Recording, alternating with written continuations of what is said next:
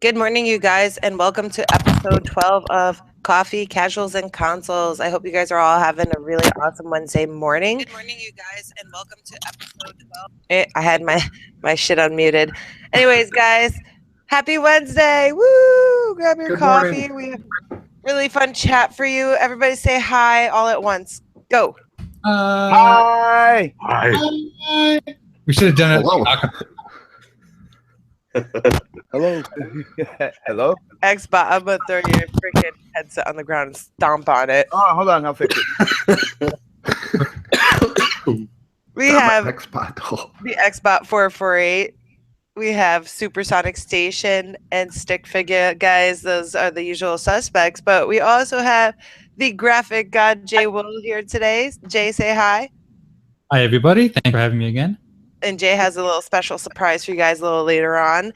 And then we have a special guest. It's a good friend of mine in Xbox. His name is Noble Addiction. Noble, you want to say hi? Hi, everybody. I'm oddly nervous, and I had my cigarette, and I'm good to go, and I'm going to shut up now. Awesome. So guys, it's Wednesday. We're all like tired. I know that Supersonic Station probably hasn't slept in like 4 days. We have Noble Addiction, who's on 2 hours of sleep. Me, who's on a few hours of sleep. Jay, I don't think he sleeps at all. And Xbot, he sleeps all the time, guys. What? What? are you talking about? He doesn't sleep at all. Yeah, either. the kids actually get themselves ready in the morning for school by themselves. You should see the outfits they wear. You know what? I don't even want to know. All I know is, everybody, I lost my coffee and I don't know where to find it. What is up, everybody? You lost your coffee. I did. I don't know. Drink from a barrel. Sean Murray has stolen your coffee and they're both missing. All right, this is a message to Sean Murray. Please bring my fucking coffee back. I don't have time for this shit. What is up, everybody? Midlife. Good morning. Oh, look at Sobsky. What's up, Daz? What's up? Hello, everybody. Halo Storm. He's always checking out my streams. Very cool dude. Mr. Midlife is up in here. Midlife has always a party in chat. It's crazy. I know, you guys are all amazing. So I gotta go find my coffee because ask Sean Murray. He knows right where it's at. We can't have the show without coffee, guys. That's true. No way. I got mine right next to me. Whatever. Oh, it's so good too. It's so good. Awesome. So guys, what games have you been playing this week? I am echoing like a motherfucker.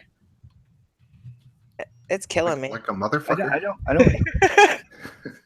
You're not echoing through here. I can't hear it. No. It's echoing in my headset and it's killing me. And I want to blame Xbot just because. Blame Microsoft. Fuck. I am the Microsoft headset is all your curse. fault. Is what I am, I guess. Like. Yeah, you are. So, guys, we always open the show at what games you've been playing this week. And since we have a guest, our guest is going to go first. I know he plays lots of games. So, Noble Addiction, would you like to tell everybody what you've been playing this week? So many games, guys. There's so many things out right now. I've been playing through some of the Mass Effect Andromeda as much as I can. Just started that out. I've been trying to play through The Legend of Zelda Breath of the Wild, which has been I don't know, I'm only a few hours in, but here lately, me and Jade have been playing Snipper Clips, and we just finished the entire game and having a really good time with that. Those videos should be out later on this week over on my channel as well. Awesome. The Snipper Clips videos that you guys did at first were pretty cool. That's what really made me want to play it even more. And I haven't played in a while, but it got a little hard. I was a little like, damn. Oh, the water, the liquid, right? Yeah. What level are you guys on right now? Like the fourth level, I think, or the fifth? Oh no, we're in the science one, like the group. Right. Yeah, and there's like pink flowing water in the middle, and we have to stop it to let like these little like. Oh, that's such a pain in the ass. Yeah. We actually just finished that, and I'm not sure if this is a spoiler or not, but I'm just gonna tell you guys right now. Spoiler alert. After that part is done, that's the end of the game. And I did not realize that. It's a $20 game, and it feels like there's not that much content there. But for as much content that we got out of it, I think it's okay. It's not a full price game or anything like that. But I was expecting there to be more after that. But I think once you guys are done with that, that is it. So I'm not sure how to review that, because a whole bunch of really gamers are going to hard say that's really, really short, right? Yeah. So I kind of felt bad about that, but at the same time, it's a $20 game. It's an indie game and stuff like that. I'm all about that stuff. I'm all about promoting people like that. But I was just expecting maybe, I don't know, twice as much content as there is. Yeah, I mean, I wouldn't be disappointed because, I mean, we had fun with it either way. And, you know, you can play it on single player or you can play it multiplayer. So either way, it kind of rolls into one. And yeah, I mean, $20 is a little steep for, you know, 3 levels, but it's definitely worth the experiences you have, I think. The one other thing that I want to say about that, just real quick, I got really disappointed with my Pro Controller because on that specific game, we actually had to bring in a third person to play with us because we were about to fucking kill each other. And I really wanted to play with the 2 Joy-Cons and the Pro Controller. That's not possible. You have to have 2 different sets of Joy-Cons in order to have either a third player or up to 4 people. Oh, damn. So that kind of upset me a little bit.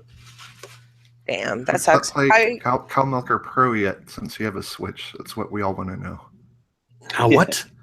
Cow Milker Pro. Cow Milker Pro. Oh, no, I haven't gotten that game yet, but I actually plan on it because I figured there's going to be some dumb videos that come out of that. Absolutely. Do a video on that. You got to record yourselves actually playing it too, though. So that's gonna be the best part of it all. The only question for those videos is who's going to wear the cow hat, though. I'm totally down for those videos, but Jade, on the other hand, I'm not sure that she wants to be on camera kind of stroking stuff up and down. Might look a little bit weird. Might not be a good look. Maybe She'll be spit my fine. fuck all over myself. It'll be super. But how are you enjoying Mass Effect Andromeda? Aside from the very beginning, all the crap that everybody was saying about the facial animations, that was a big thing, but that took away from the game, I think. I've never once played the game for the graphics, especially the first 3. As time progressed throughout the trilogy, they all looked better, but what I play the game for is for the story and for the combat, and the combat is amazing in this game, and story, I don't know, there's a lot of side quests, so I haven't even touched like the main story and stuff like that. But from what I've played so far, I'm really enjoying the combat. And I'm trying to bang some aliens, but there's only this one dude that's kind of into me. And then he started telling me about this chick that he met over on some base and crap. So he was hitting on me. I was playing it straight, but then I'm like, this dude's the only one that wants to bang. And then he told me about his chick friend, so I'm like, I'm going to wait and see if he introduces me to his chick friend. Went to a bar, started talking about her, not once introduced me, and I kind of made him feel bad. So now I'm not getting any alien sex. I hate it when that. I know. I feel really bad about that. He doesn't find you attractive anymore. Fucked up. Oh, it sounds like you have fun. What happened? Alien sex. That's all. You know what that sounds like? Dubstep music, guys. That's alien sex. Awesome. So it sounds like you've had a very entertaining week. And guys, definitely check out Noble Addiction's channel after the show because he has a lot of great content, really funny videos, and he takes his time and puts quality into them. Jay, we're going to move on to you. What have you been playing this week, Jay? I don't play video games. I mean, graphics god. Lies, by the way. We know you play. So let me think. What have I been playing this week? Well, recently I downloaded the Wonder Boy, the Monsters Trap, the remake. Yes. It is probably one of the most beautiful games I've ever played. It's a game. It's a remake from a game from 1989. It was on the Sega Master System, and this company came and remastered this with hand-drawn animation. Mm-hmm. It looks like you're watching like a Saturday morning cartoon. The graphics are gorgeous, and the fact that I've played the game in the past and it was one of my favorites when I was a kid, that made the game even better for me, even down to the muscle memory to how to fight the enemies. It's like perfect. The game it runs exactly like the original game, and you can even switch between the 1989 graphics and the original and the new graphics by holding in your right trigger. Just doing that. I mean, people used to say that the Halo 2 anniversary was a really good contrast from the old to the new, but this is mind-boggling and how good they made this game look. The combat is fun. It's kind of like a Metroidvania RPG. You upgrade your weapons, upgrade your armor, fight the bad guys, and you get to play different kinds of characters in this game. You get transformed into different types of creatures that have different abilities. It's a lot of fun, and I recommend everyone go out and try it. What was the Yes. name of that again? Wonder Boy. I used to play the crap out of that on Sega back in the day. I'm so looking forward to playing it.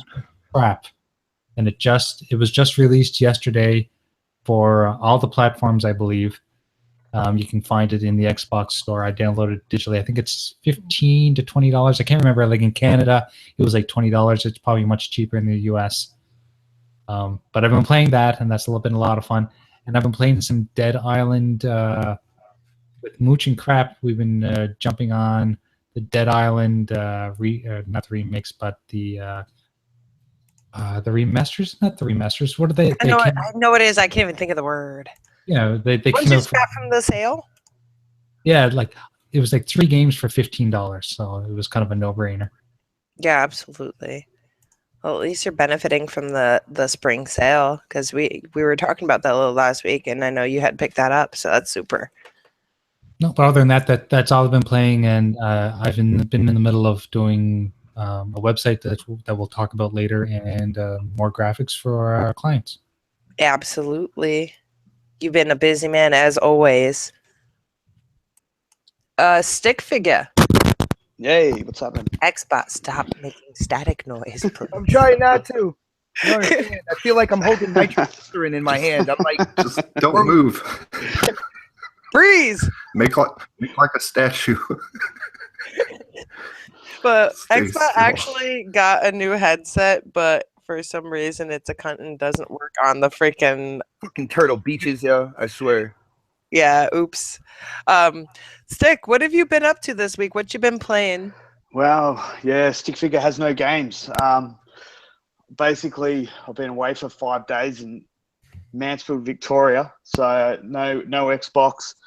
But I was like 40 minutes away from Blizzard Mountain, so I don't know if that counts, so up near the snow. But yeah, I have played a little bit of Battlefield, and I played a little bit of Black Ops 2. But yeah, I've just been away pretty much since our last podcast for You're Easter. having your holiday and stuff. Yeah, so which was good.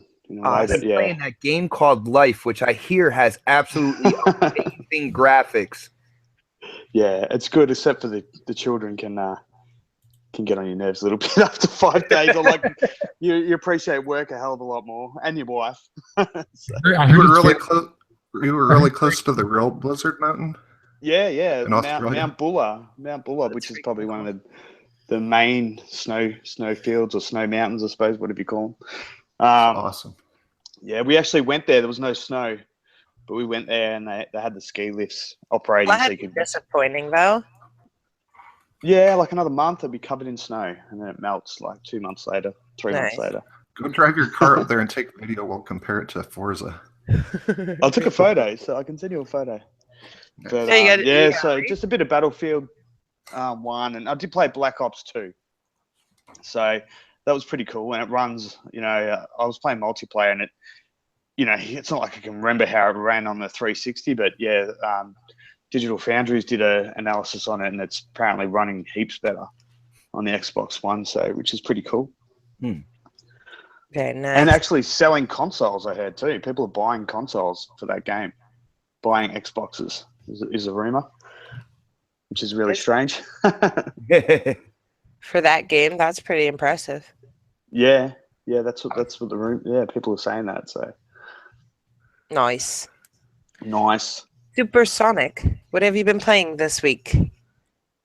First, the usual Project Spark and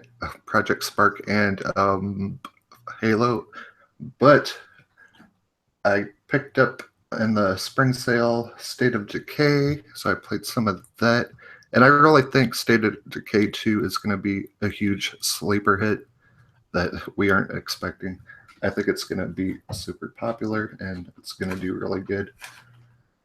What And game? what's been State of Decay 2.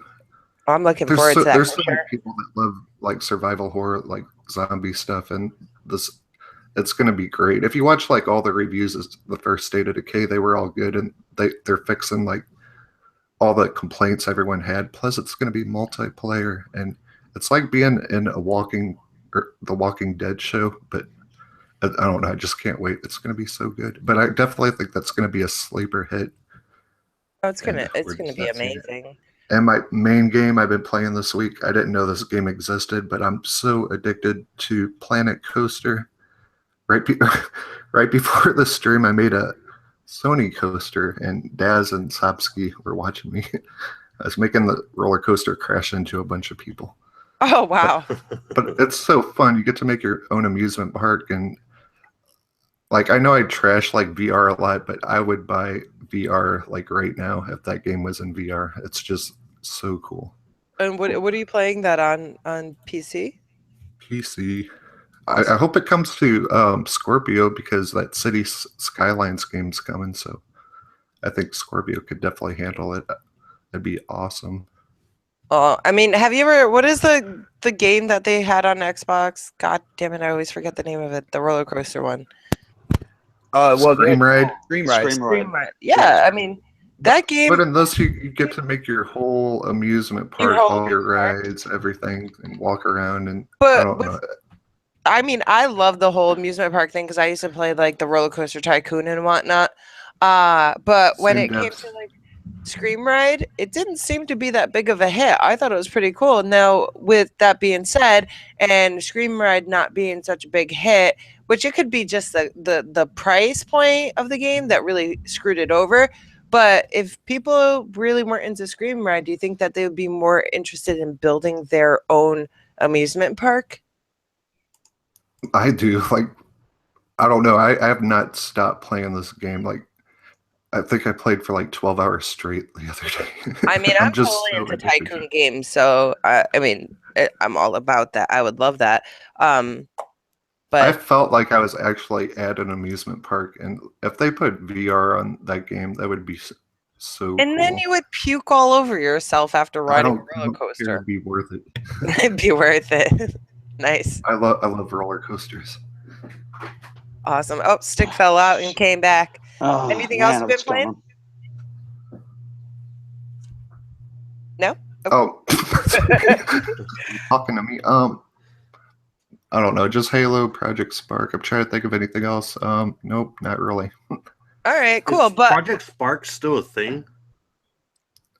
You could still play it. We just can't share games, which that was one of the main things. Yeah. I wanted to ask, how is your contest going for that? Well, we're not going to get any submissions until May, but I'm really looking forward to that. And if anyone doesn't know, we are doing a Project Spark contest. You make a game based on like a story, make like a cinematic 5 to 30 minute kind of thing, and then we will give $60 to the winner. I'm gonna win that. I didn't know what was going on, but I'll try that out. That sounds like a lot of fun. Yeah, definitely. And join the Project Spark Team Club, and then you get all the updates in there and stuff. Very Will cool. do, man. Definitely. What's up, everybody in the chat? We got Windy City. What's up? It's been a while. The Bunyan is in the chat. That's one of my people. So you subscribe right now, you little shit. Check it. What's up? Xbot, what you been playing this week? Let everybody. Oh my goodness. I was playing a little Halo 5 yesterday. Of course I do that whole Rock Band live stream. Which unfortunately this rock out.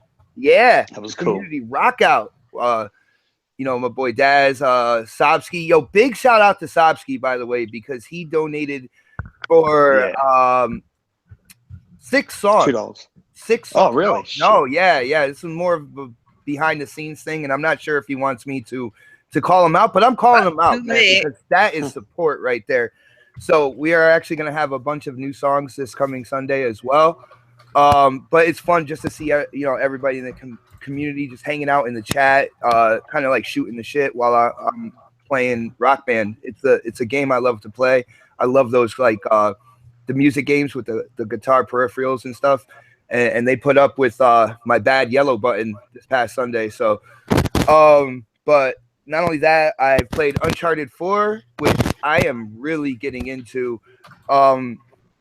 It seems like each mission kind of starts off slow, but as you get into it, each chapter, as you get into it, like the intensity starts ramping up and ramping up. Dude, I can't say enough about the visuals, man. Not for anything, but Uncharted 4 is an absolutely beautiful game, and it's not like overly like exploding your eyes. It just looks real. Like when you see a brick wall next to a painted wall, and you see the difference in textures between the two and how the light bounces off each wall like differently, it looks natural, which is like absolutely amazing. Did you move any crates yet? Yeah. I love finding crates in places like, who the fuck put that crate here? Like there is no other use for that crate besides moving it to this cliff to get up on top of it. Like that is Mooch and Crap were absolutely right with that. They called it Uncharted 4 a crate's end.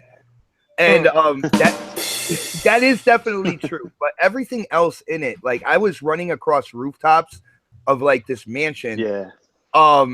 And I had like guys with like flashlights with guns like searching for me, and it was so intense. It was so much fun. And you hear that excitement in his voice. The thing is, I only play it when I stream. So I don't play any of it like when I'm not streaming or anything. And I look forward to streaming that game so much just because I want to continue with the story. When are you streaming that again? What happened? When are you streaming that again? I don't know. I stream when I get a chance. Like I don't have a set schedule right now. I know O Snaps is trying to put me on a set schedule. Mm-hmm. But I think about it like when I get up and then seeing what happens throughout the day and stuff like that. But it is a really cool game. It's something I'm really getting into. There is quite a lot of dialogue though. Like there is points in time where you're just sitting and listen to people talk for like 10-15 minutes, which seems like forever in a video game. Oh my god, yeah. But other than that, Surgeon Simulator. I am the left hand in Surgeon Simulator, by the way.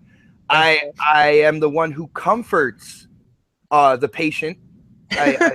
Comfort, really? Yeah, I comfort.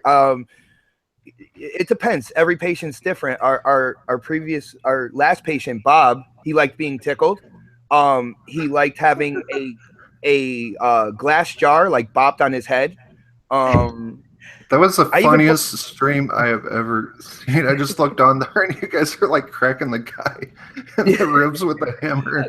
That was funny. Mel drops the watch in the guy's stomach. Yeah, that was one of the best parts is when the watch just slips right into his chest and goes down. It's like, well, that's gone.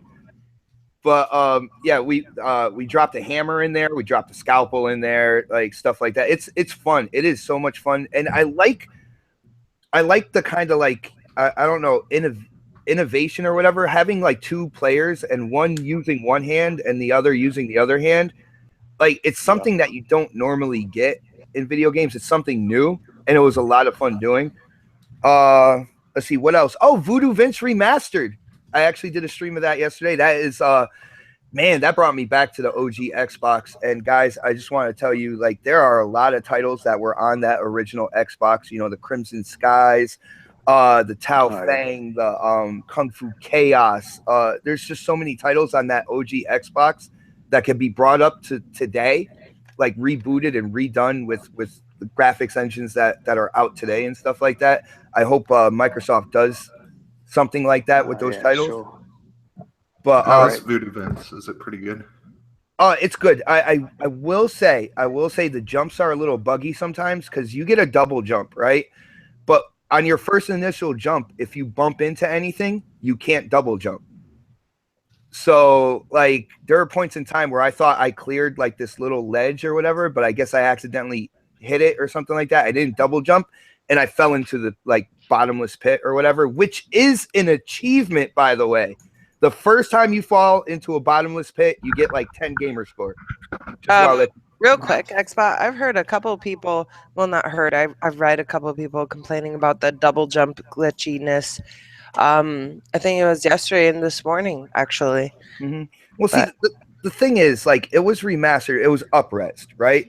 But when it comes to the core mechanic of the game, it's from the original Xbox.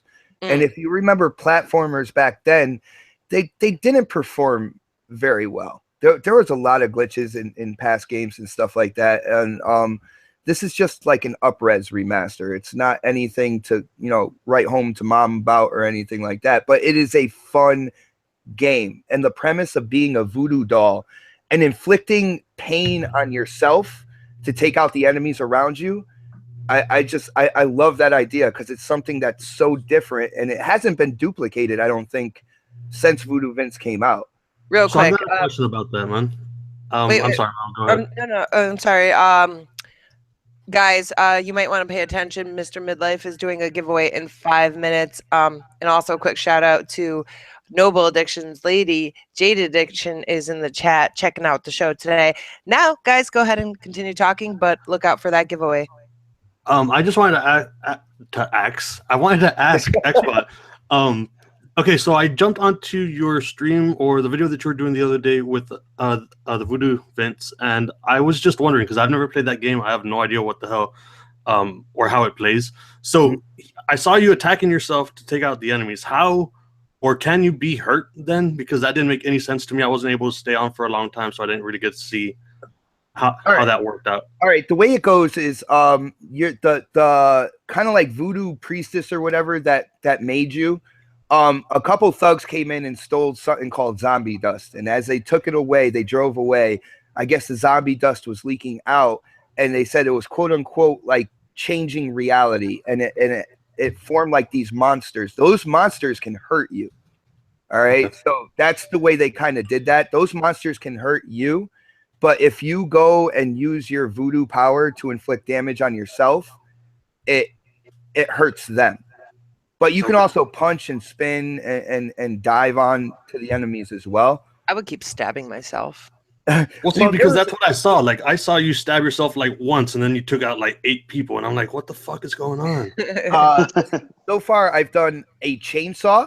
I've cut myself in half to take out enemies. I've put myself into a bear trap and cut myself in half that way. I threw myself into a grinder. I had a safe fall on me. I held an oversized cartoon bomb until it blew up, which took out the enemies around me. That's the fun in this game. And it's sarcastic as well. Like Voodoo Vince is a little sarcastic voodoo doll. So the comedy in it is really cool. It's a fun title and it's only $15. You know what I'm saying? So the price point $14.99. Oh, I'm sorry. Get it right, Xbox. Get it right. My bad. But yeah, so like $14.99, right? And you get a really cool twist in a platformer. And you get the comedy that's within it, and it's just a lot of fun to play. And the puzzles as you go on, they actually do get quite tough. So like it has like a cartoony look to it, but getting into the later levels, you could possibly get frustrated. But if you like puzzles and stuff like that in games, this $15 and you got a great game. Nice. Well, a couple of people in the chat there want to know what you're streaming on Xbox. Is it Beam or YouTube? No. I use the Elgato and I stream directly to YouTube. I'm not a big Beam person, and the reason why is I have so many supporters on YouTube. I feel awkward telling the people who support me, it's like, oh yeah, I know you love my content on YouTube, but come over here and check me on Beam. Well, no, now I'm over here on Twitch. Like, come follow me around everywhere. I like having my content all in one place and make it real simple for the people who want to check it out. So that's the problem that I've got with the Beam stuff, because I do actually want to go on to Beam just because it's not as big as Twitch, but I do like the pop-ups that you can try to make for whenever you get some new followers. So whenever I try to stream, I try to use the Restream app, which allows you to stream to 2 or 3 places at once. But I feel the exact same way that you do. Like, I don't want to ask the people that are subscribed to me here to be like, drop everything, let's go to this new place where I don't have anybody trying to follow me over there or anything like that. And it's just like a weird thing trying to ask all the people that know you from this one spot to pick up everything that they've got and come over to a new spot. Yeah, definitely. And the thing, Restream is really cool tech. I do love that. Actually, it didn't work for me. But my whole thing is I can't focus on, like, say you're using Restream and you're going to Beam, YouTube, and Twitch. Like, I feel like I'm not giving everybody the proper attention because there's 3 different chats going on. Right. You know what I'm saying? I want to be in one place. I want to make it simple for people who want to check out my content. And I want to be able to focus on one chat and give those guys 100% of my attention when it comes to, like, communicating and stuff like that. So that's me personally. That's the way I feel about it. Well, you really do talk to the chat and involve them a lot, man. So that's what I like about your stream. So you should come over and check out the chat that we've got whenever we stream, dude, because I don't really care about the game. Whoever's watching me, like, they're the most important people. So even though I'm on both places, like, I give everybody plenty of attention. But at the same time, like, sometimes my gameplay suffers, but that's not what they're there to watch. Whenever I'm doing the live streams, like, it's all about them. We have stupid ass conversations and stuff like that. But I can totally understand where you're coming from. That's how I actually found Noble Addiction's channel, because one day it was popped up that he was live, and I was like, who the hell is this? Let me click on it. And then he was really entertaining and included the chat, and it was super cool. And then, you know, we started chatting after that. So it was awesome. And I thank you for that, because I'm here now. Yeah, look at that. Now we're friends. But Stick, I just wanted to say, with the whole communicating to the chat and everything, Snaps gives me a lot of advice and stuff like that, like behind the scenes. She's actually the reason for my intro, like how I kind of like come on and talk on my videos. Like, she kind of inspired me to do that. She's given me tips on live streaming and stuff like that. I used to be kind of quiet, and it was hard to kind of balance and talk to the chat and stuff. But listening to her advice actually got me to do that. So it's cool that, you know, that gets noticed as well, because I wasn't like that at first. Free code just dropped in the chat. Free code. Sorry, wrong. No, I gotta find a cigarette, so I'll be right back. You gotta find one. Hey guys, get that code. I found my coffee, by the way. Nice. All right, so since we're pretty much done with everybody else's, what have you been playing this week, guys? I'm a little ashamed, and I feel a little dirty to tell everybody that I've only played a couple of PlayStation games. Okay, but hear me out. I've been really busy at work, so I played last Wednesday after, you know, we got off the show and all that. Wednesday night I streamed No Man's Sky. We went into the solar system. I was waiting for that. We went into the solar system, and that was really friggin' cool. And then I had a couple awesome people in the chat helping. Halo Storm Xbot is always smoking. I heard that. Sean Murray yet. Read that. No, I haven't found Sean Murray, so I'm a little disappointed. But there are like space pirates and shit. That was pretty cool. And then I got attacked and I died. And then I also fucked some shit up. So I was really excited about that. So that game was, you know, it's entertaining enough, but I haven't touched it since then. And like, the other day I picked up Surgeon Simulator on PS4, and Xbot was the left hand, I was the right hand, and I was getting mad at him because it was a fun game, but I was getting pissed off because I'm like, I just want to pass the surgery, and like he's fucking around going tickle, tickle, tickle, and I'm like, Jesus fucking Christ, can we save this guy's life? Yes. Oh, Snaps, do you remember like when we had everything done the first time for the heart transplant, and then I dropped the heart on the floor? Yeah. You guys gotta stream that again. That was funny. You guys, that was funny. I got the evilest look. She was right next to me, and she just looked at me like, "How dare you?" It wasn't my fault though. Sobsky was making fun of the fact that I threw lungs on the floor. Yeah, me and Sobsky were getting stuck in, but I actually started feeling like maybe we were irritating you a little bit because it's obviously like we were just sort of hanging it on you in the chat. But it was all in good fun. Never irritate me. It's always fun. Like the chat's what makes it worth streaming. The chat's what keeps us going, you know, especially like, you know, when we're entertaining, we know that you guys are enjoying the content. That's what really matters. And because we did pick up, what the hell, Voodoo Vince. I was going to stream that last night, but I got caught up in 13 Reasons Why, and I was crying my eyes out last night. So we've been watching that on Netflix, and instead of streaming, I chose to watch 13 Reasons Why. Xbox, I'm going to stomp and fucking throw it in a wood chipper, okay? Save it for the tournament. Oh, Save right. it for the Mortal Kombat tournament. You guys will be fighting very soon. Yes, we will.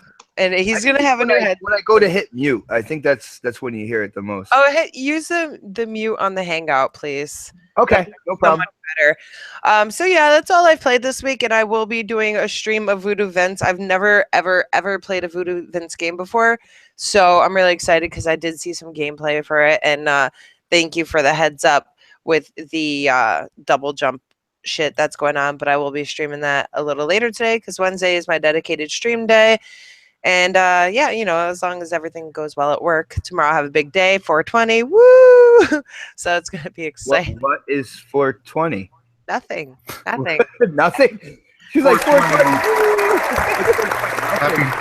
Happy 420, everybody. It's not 420 yet, but tomorrow, happy 420. Lots of cookies are going to be sold, and lots of people will be high as fuck. So some people are just like, that's my holiday. I'm like, what? No.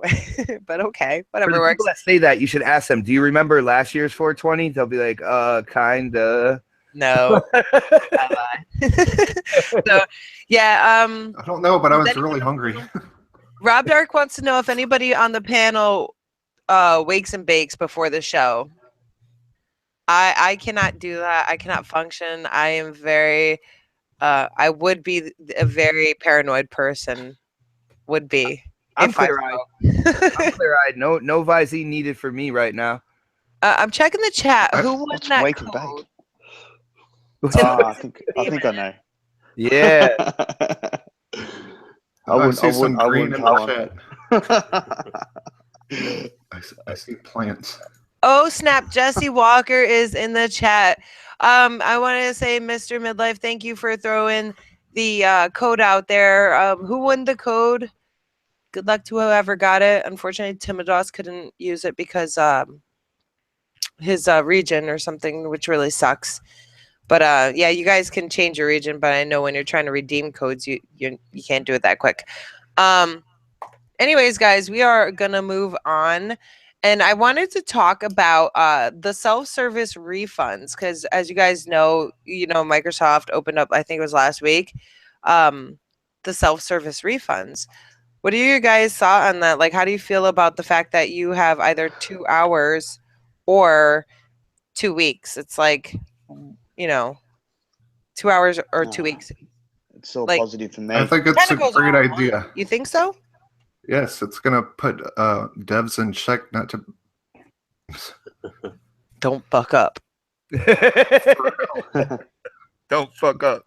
Tired of broken games. It'll give us a chance to, we won't get another Watch Dogs. Or another, what's the one that Mel's been playing? Sky and the Man or something like that?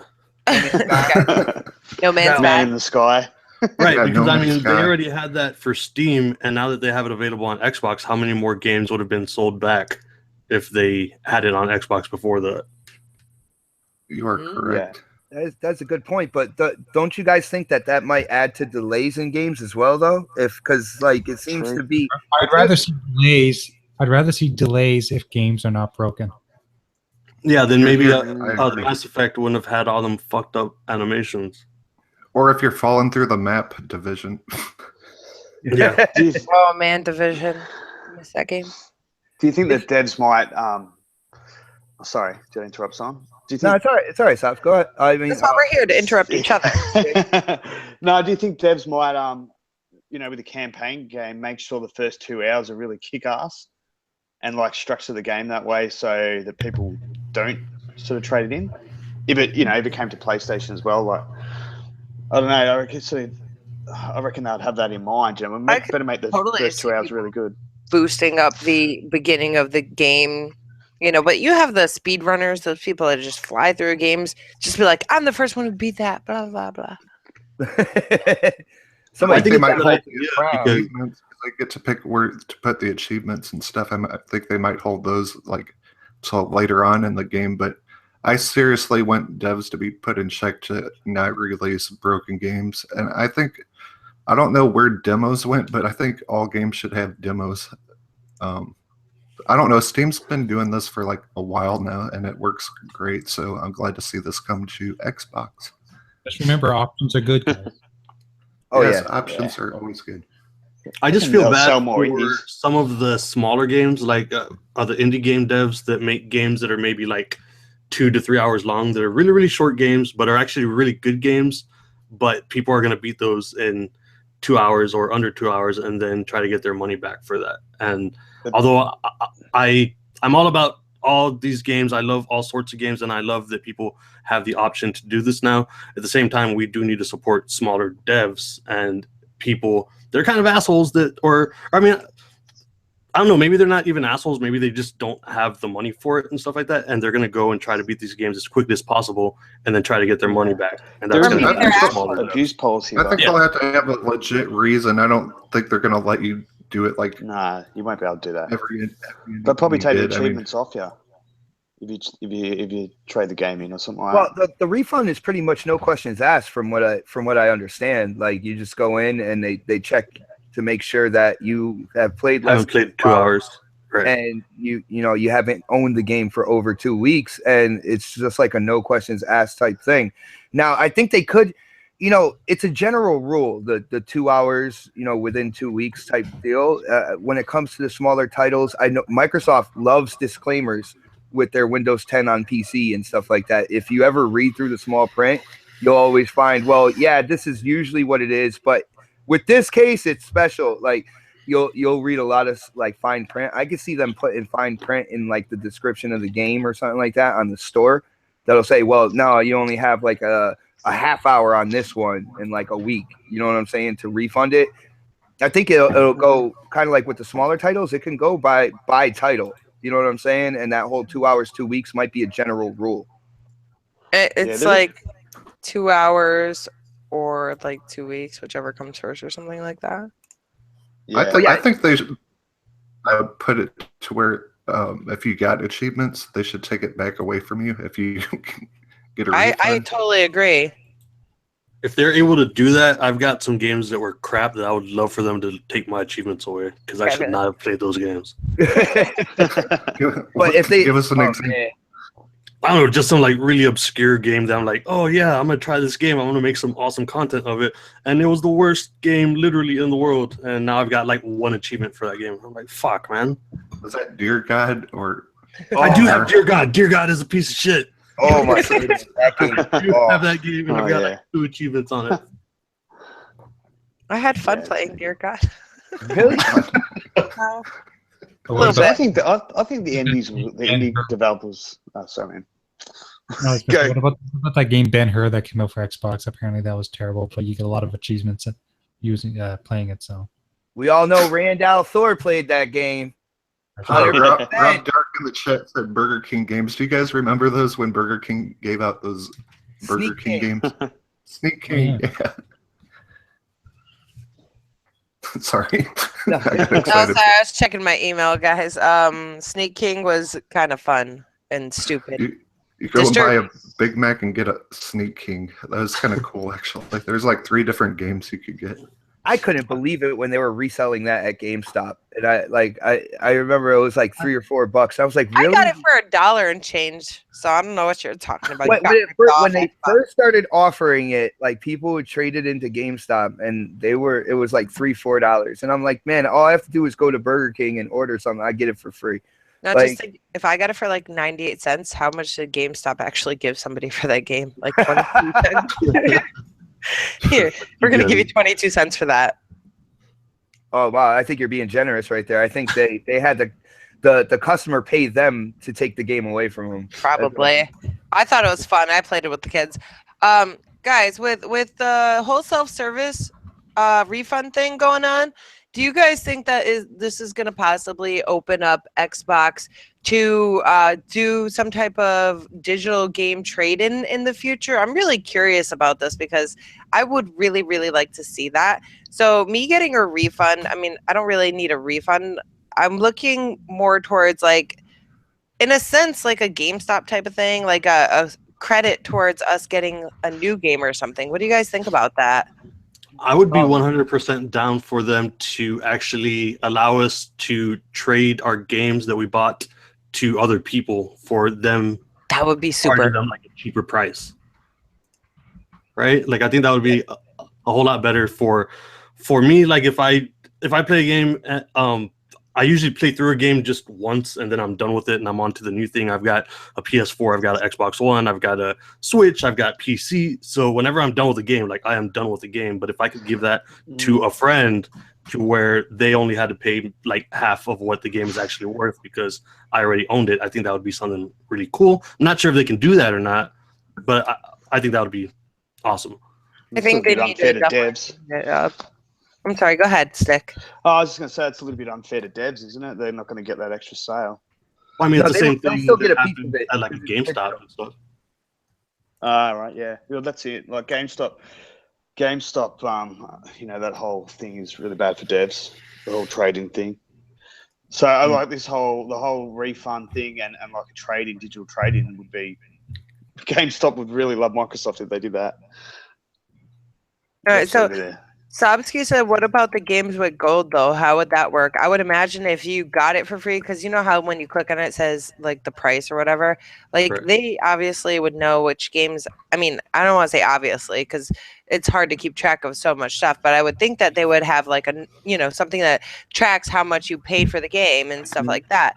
You know, that's just my opinion, but that's a good point. That's actually stored in, because when you sign in with your email and stuff, and that information is saved by Microsoft, so they know when you bought the game and all that good stuff. So if you got a Games with Gold title and you go to try to refund it, when they go to research it, they'll see that you got it in that window where it was free. They can see that you had gold, so you in fact got it for free, and they'll be like, "What the hell are you doing? Don't try to troll us." You know what I'm saying? But I think all in all, do you think they're actually going to say all that? Yeah, well, maybe. You never know. Some of the people there, you know, guy named John who actually lives in India. But anyway, with the refunds, I think it's opening the door to what Microsoft and Xbox originally had planned with the Xbox One, because there was supposed to be a family share. There was supposed to be digital trade-ins over time, kind of like buying used codes digitally at a discounted price as well. I think this is like opening the door to that, which is cool because everything is going digital anyway. And when you buy your games digitally, even if you kind of like trade them in and they resell the code somewhere else or something like that, however they do it, a piece of it is still going to the developer. And that was one of the biggest things, one of the biggest problems I had with GameStop with their whole pre-owned space, is that was all money going straight to GameStop. It wasn't going back to the people who created the art or created the entertainment. None of it was going to that. All right. So therefore, we had developers closing shop that were successful developers, but literally that pre-owned space choked them out of the industry. All right. And since we're going to all digital, if we can have a way to do like digital trade-ins and stuff like that, and it's, you know, a piece of it is still going back to the developer, that's keeping those houses open to keep creating like new experiences and stuff like that. So I'm all for that. Yeah, that's true. They're paying for the game again. Yeah, so they're going to get money. Like I suppose that's what you were meaning. No, but sorry, man. I didn't hear you say that they're going to pay for it. I thought you meant you could just gift it to someone. No. I was totally saying that they at least pay a portion of what the game is, not necessarily like full price, but like half price or even up to 75% of what the original game cost, but still get a savings. And that way, I gotcha. Xbox can keep up their end of the stuff. They can give some extra cash to the devs, and people can get the games like a little bit cheaper. Oh yeah, that's cool. No, that'd be cool. That would be nice. Jay. Yes. I was like, where'd Jay go? I'm always here. I'm the quiet one, remember? I know. What are your thoughts on the self-service stuff? And do you think that we would get maybe a trade type of program? You know, like I've been advocating for there to be gift codes that you could, buy for people, and this is kind of like that step towards that, if that ever happens, because how often would you like to be able to send a game to a friend, a digital game to a friend as a gift? Yeah. And it all kind of plays in the same thing. Other than that, I think, like I said earlier, options are good. The more options there are for people to get the games they want, to trade the games that they don't want, get some money back, I think it's all a good idea. I would love to see the gifting, because my twins, they have the Xbox, my old Xbox. I got the Slim, and they have my old Xbox. They have to sign me in to play certain games, right? But, like, I don't want them signed in all the time, because if I'm signed in, like, if I get a day off and they're using their Xbox and they have me signed in, they're playing a game, but it's a game that I don't play, that really sucks, because one of us can't play. So I think it would be very helpful, just like with the factor of my kids alone, like I could just let them have that game. And I would really, really hope that Microsoft looks into doing something like that, because I feel like that's really good customer service, and to allow us to be able to be like, you know what, I don't want this game anymore. Why are we, I have to say, in a sense, if we don't play a game after, a while, or we didn't really play that game, we didn't like it, we wasted our money. We all feel like we waste money sometimes. I waste a lot of money. I bought so many games that I played for an hour or two, and then they just sit there. Whether they're full price or discounted, doesn't really matter. So I feel like that's something that would, really benefit the gamer going forward. And this is something that they should have had for a long time. But granted, it sucks because, yes, the devs could lose out on money or whatever, but it's, they already made money off of it. So why can't I give that game away to somebody else, or get a partial refund, store credit type thing? I think it's smart. Back on the refunds, do you think that they're trying to get the PC gamer into the Microsoft store? Because they're used to that sort of refund on Steam. So do you think that was a bit of a strategy there? I've never refunded anything on Steam, so I mean, I've They heard got the same refund policy. Yeah, it's 2 Is hours it or 2 2 hours? weeks. Okay. 2 hours, exactly the same, basically. So just wanted that, they got the Microsoft store. Maybe they're trying to get PC gamers to buy games there. So I don't know. Maybe there's a bit of that in the strategy. There's some games on Steam though that really aren't even, you could play it. Like, I played that stupid plug and play game. That was really fun and dumb. But that game, it didn't take 2 hours. I think it was an hour that I played it.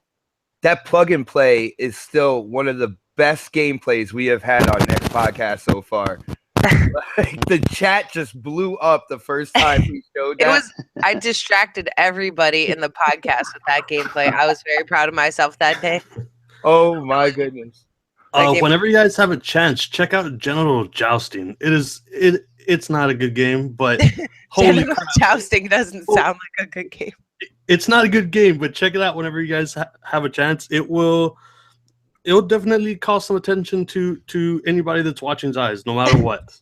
I think I picked it up for $2, and if I had the choice, well, I actually do have the choice to get the refund back, but I think I've played it for longer than what I am allowed to do the refund. Anyways, me and Jade picked it up. You play as, how can I put this nicely? You play as dildos. And, it sounds like so much fun. Self in the back of the other one. Yes. Yeah. I have no idea why that's a game, but I picked it up and it's fucking weird. I know Supersonic's going to download that. He's sold. It's such a weird. It's called Genital Jousting. It's I don't know, $3-4 on. That's fucking. I don't know. Awesome. It's over the top view. You can have up to 4 players, and the goal is you have to take your head and whip around to the back of somebody else and penetrates. Jam it in there. You gotta whip it out, then whip it around. It's such a weird game, but I think it's the game as well. Okay.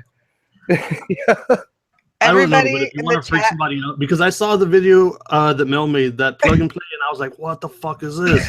So then I was like, "I'm gonna go check out some weird games," and I found that, and I bought it, and I don't want it on my computer anymore. Try to get a refund. I know I'm gonna check that out. See, now That's like that Leisure Suit Larry game from a long time ago. You had to find hidden dildos in the game.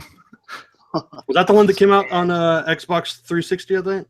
Yeah, but there's like an old PC game where you had to find hidden dildos, and they'd come out. When you find them, they'd come out and dance and stuff. Nice. What the fuck is this world coming to? I think we went off topic. I just want to say really quick, somebody in chat just got an invite to Sea of Thieves, and I'm pissed off about that because I still haven't got an invite. Woo, congrats. Yeah, but I'm in.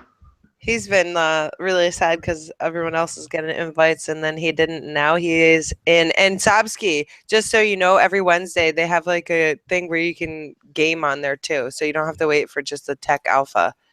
So that's super. Guys, we're gonna move on because we're spending a lot of time on one topic. Actually, damn it, we're not moving on yet because with the self-service refunds on Xbox, I wanted to know, like, I did pose this question on the next podcast, and it had everybody mind blown, and then everybody and their mother thinks that they know the answers, but we don't actually have the answers at this point.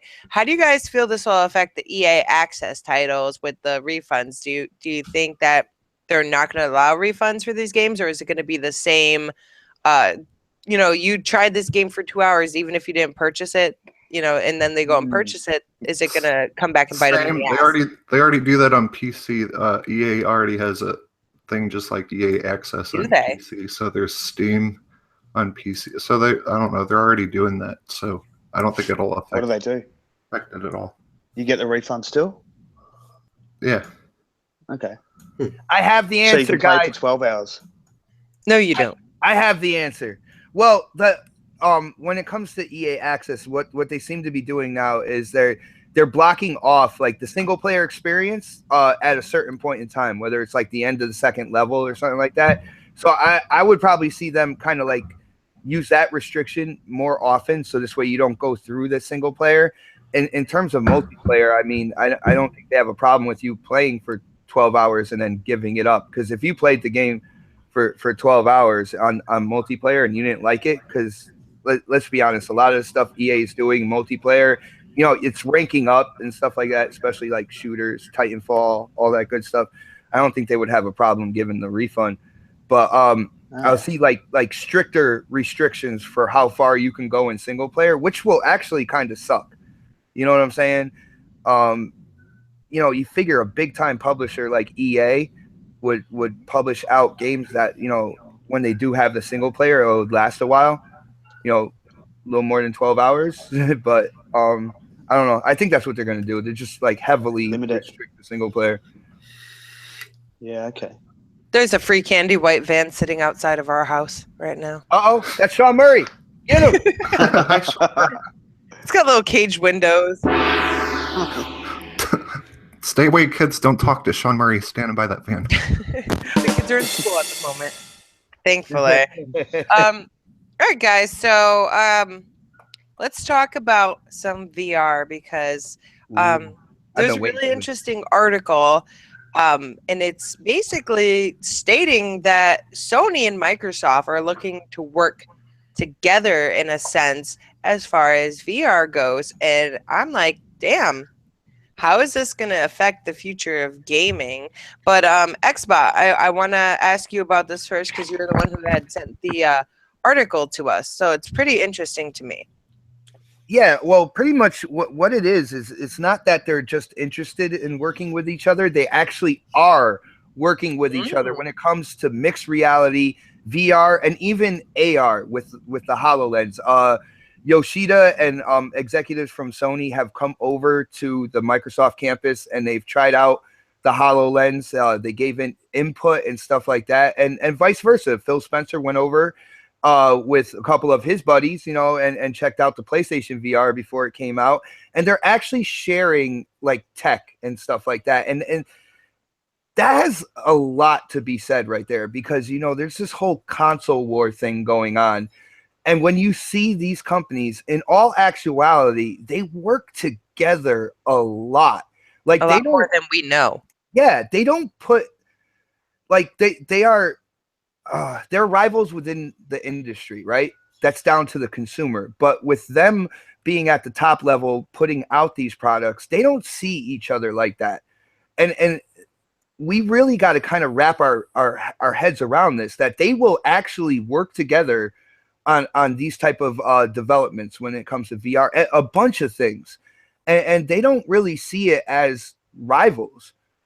But I think it's really cool that they're working together, and I think it's really cool that Phil Spencer is really promoting VR as open platform. I believe, and Snaps, correct me if I'm wrong, but Phil Spencer actually came out and stated something about no VR exclusives for Xbox, something like that. What? Well, they're looking to make no exclusivity, so that way it'll be open to anybody. Like there won't be VR for just Project Scorpio or VR for PSVR, things like that. And people, from my understanding, and people would be making games that and they don't have any restrictions to go kind of like multi-plat or and this includes PC too. Yeah. And the funny thing is with Scorpio, I do know Microsoft with partnering up with different companies. There's about like 6 VR headsets that are either in production or being developed with Microsoft and their partners right now that could possibly go with Scorpio. It's really kind of like it's an insight into the industry in terms of the companies on the top, because the consumers, the gamers, and especially the extremists and the fanboys are constantly like, my piece of plastic is better than yours, and my piece of plastic is better than yours. But the companies that make these things don't see it that way, and they actually work together. That's the biggest thing I took from that. Yeah, absolutely. You guys want to chime in? I think, like, are you talking the actual headset itself? So you're saying games possibly could be go multi-plat that are currently exclusive? Is that what you're saying? Or the tech as a whole, like Microsoft is actually working with Sony. Sony is working with Microsoft. Yeah, just on development of the tech. Yeah, AR. They're sharing technology together. They're working together in that whole VR space and stuff like that. And it goes to show you that they don't really see themselves as rivals in the VR space, but not overall. But do we know that? Well, they're definitely competitors because they're competing for subscribers, which is, and they're building, they're building friends, they're building games, like digital games in your backlog. So they're definitely competing on the console space, but for VR, they're working together because it's such a early development sort of stage. Maybe that's what I think. Stick that I see exactly what you're saying there, and but I think the thing is, like, when it's all said and done, if both companies are successful, which they are, Xbox is selling more. The Xbox One is selling at a higher rate than the 360 did last generation. 360 was an absolute success, right? The PS4 is doing something that like is very rarely done with how many like actual hardware units are out there being sold and stuff like that. Don't you think internally they both see their own like pieces of hardware as a success, and they're just moving forward kind of like within themselves? Yeah, but they're definitely still competing against each other, like fairly, like you look how aggressive Microsoft have been with, even just with what we're talking about tonight with this refund policy, the Scorpio, all the money they invest in their consoles. I mean, they're really trying to outdo each other. Like PlayStation are really aggressive. They look at exclusive content that they buy, so you can't, time releases and all this sort of shit. I mean, they're both definitely happy just having 2 of them, and you got Nintendo off to the side, doing really well. But I don't know. It's definitely VR. I can see why they're joining together on that, just to help develop the technology together and put all their minds together. But I don't think overall they wouldn't be giving away secrets. I'm sure they were not talking about Scorpio secrets to PlayStation. And stuff like that until probably the last minute. I think to me, did they even know about the Scorpio, like these PlayStation guys at E3, like, they all look pale when they announced Scorpio and the S. So but yeah, if a common practice was not knowing about the opposition's hardware, then why would they look pale? Unless Microsoft at one point in time went against the grain and did something that wasn't normally done behind the scenes when it comes to these companies. Yeah, I can see that point. Yeah, it was a total shock to them because Microsoft were almost apologetic. During that E3, they're like, "Yeah, sorry, Sony, we just totally screwed you guys." We're on the way back. So yeah, I don't know. Yeah, it's interesting. I mean, definitely, yeah. They like any industry, competitors, you're still friendly to each other, and there's probably in the development side of things, you definitely keep things secret. Like there's certain companies that I've worked for, you can't even take photos inside their factories. You're not allowed to take your phone in there. You take a photo in there, and they'll confiscate your phone, make you delete everything on there. Like it's a lot of secrecy and stuff. So no, with the drinking, VR, lifting drinks. Yeah, but VR, definitely they're all working together to try to get it into a position where they can sell it to the general public and make it accessible for everyone, make it cheap enough and ease of use and all that sort of stuff. Maybe that's where they're going. I just think it's really surprising. I had to read that article like 3 times because I couldn't believe that they were working together, but I think it's cool. It's just really surprising. Well, it's such new technology, like in a way, not new, but it's still in its infancy, so they're working together. Virtual Boy has something to say about that in terms of new technology, right? Hey, Virtual Boy's like, screw you guys. I was a long time ago. Noble Addiction. It's interesting. I haven't read the article or anything like that. That's all I've been saying. Fired, Noble. I knew it. I've been staying quiet about it because I don't know the exact details or anything like that. But as far as will that slow down or stop people being fanboys and stuff, it doesn't matter if they have the same technology and stuff. People are always going to be a fanboy or defend what they got over what somebody else got, even if it's the same thing, because even if it's pretty much the same hardware, PlayStation may have higher graph so for PlayStation, let's just say they've got 60 frames a second, but over on the Scorpio, for example, maybe that's going to be able to do 4K. It's all hypothetical and stuff like that, but people are always going to defend what they buy because they want to feel justified. So even if they have the same type of hardware and there's one spec that's a little bit off from the other, people are going to defend that one thing because they can't afford to have both. And so they want to feel like the one that they bought, the choice that they made, is the right choice. And that's not really going to stop the fanboy isms. I think that's really the only thing I can speak to. I didn't check out the article or anything like that.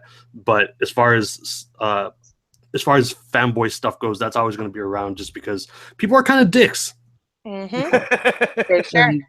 That's the only thing I gotta say about that. Like I said, I haven't had time. I've been making videos. I've been crazy. I only slept for 2 hours. Didn't really have time to check it out all that much. So I won't say much. Yeah, it was just basically just Phil was talking about how him and Yoshida were working together and had an open book with VR.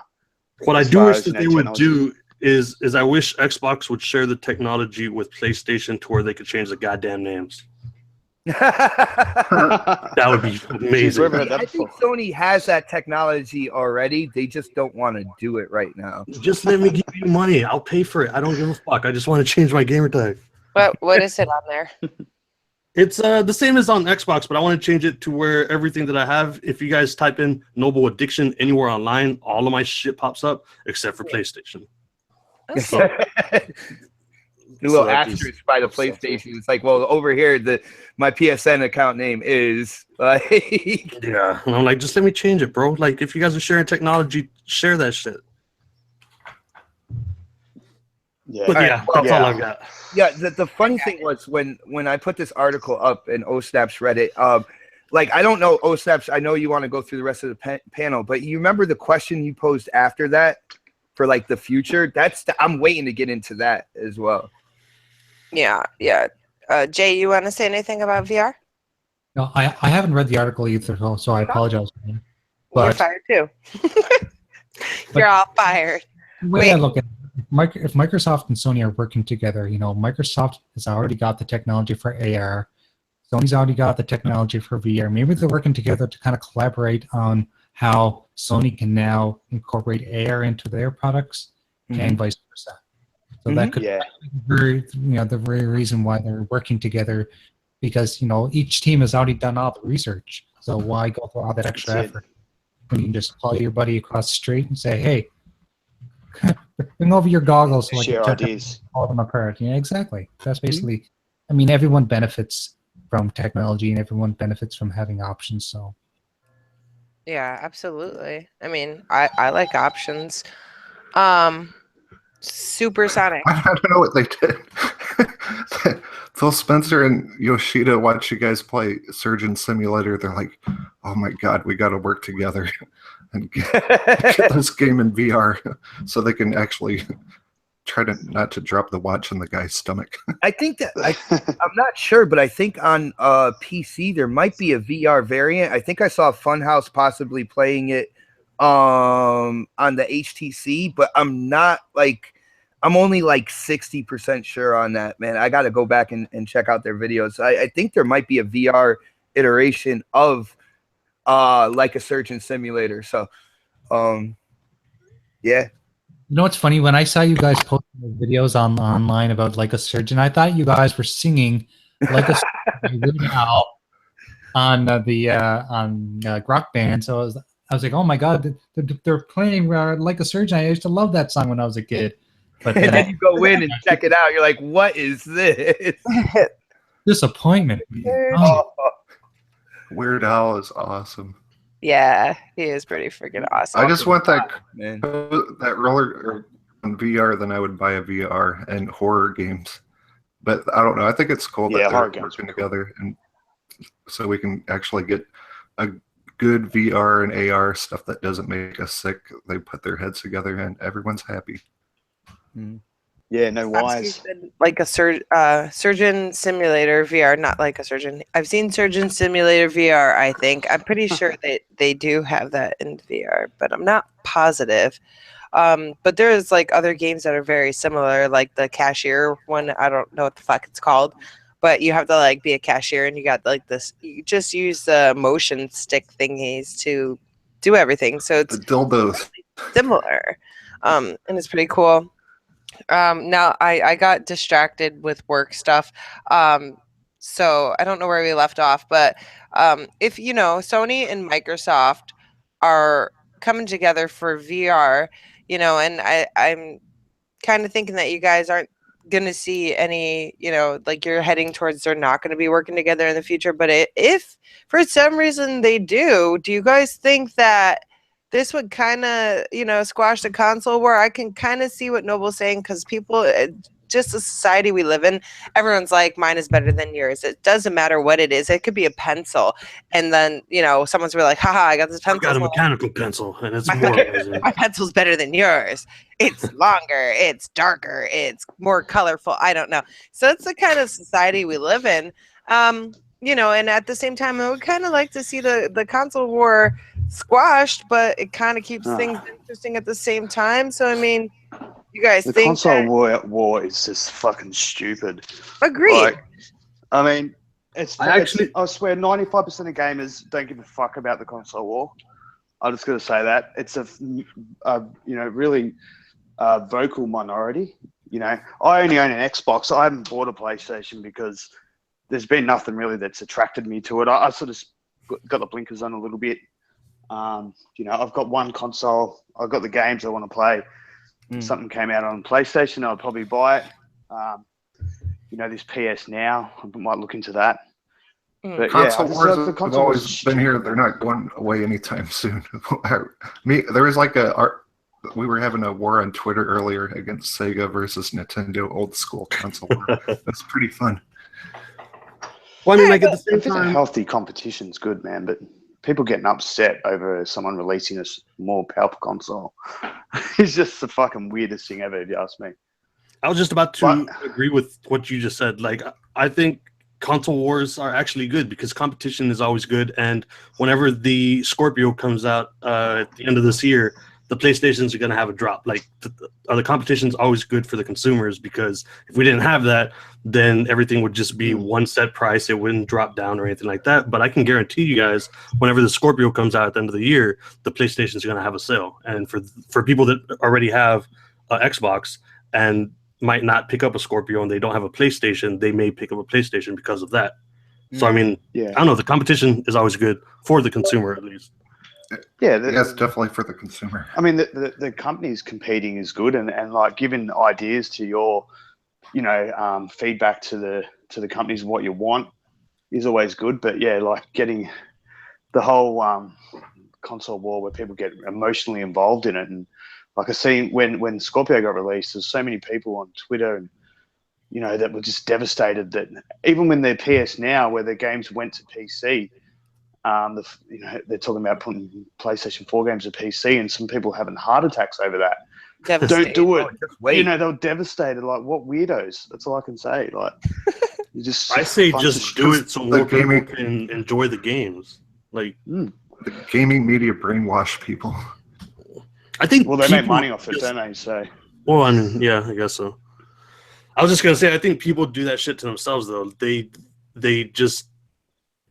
I don't know. The media fucks with people, but people also don't think for themselves nowadays, man. And it's really fucking sad. Yeah, like if a brand new game's coming out that gets a bad review from one site, but that's where the majority of people go, that game is automatically called a horrible game. Yeah, like Quantum Break, man, which was absolutely asinine, because if you go in and you actually play the story of that game's fucking amazing. Gorgeous too. I love that game. But here's the thing. Like, I love when OSnaps asked this question, because she asked about the future. And for anybody who's in the know that kind of looks ahead at where these companies are going, eventually they want to go to a streaming service, right? So eventually what you're going to get is basically maybe a set-top box, maybe not even that, and you're going to get streaming services, right? So can you imagine the first company to go streaming, whether it's Sony, which I have a feeling Sony's trying to do it first because financially it is a lot cheaper, like no manufacturing costs and stuff like that. So can you see that streaming service also being available on your Xbox? And all of a sudden, it doesn't matter what company's box you pick up, but you're able to play the Xbox games on the streaming service that Xbox offers, and you can play it on Sony's box and vice versa. Like, at the end of the day, these companies are all about money, right?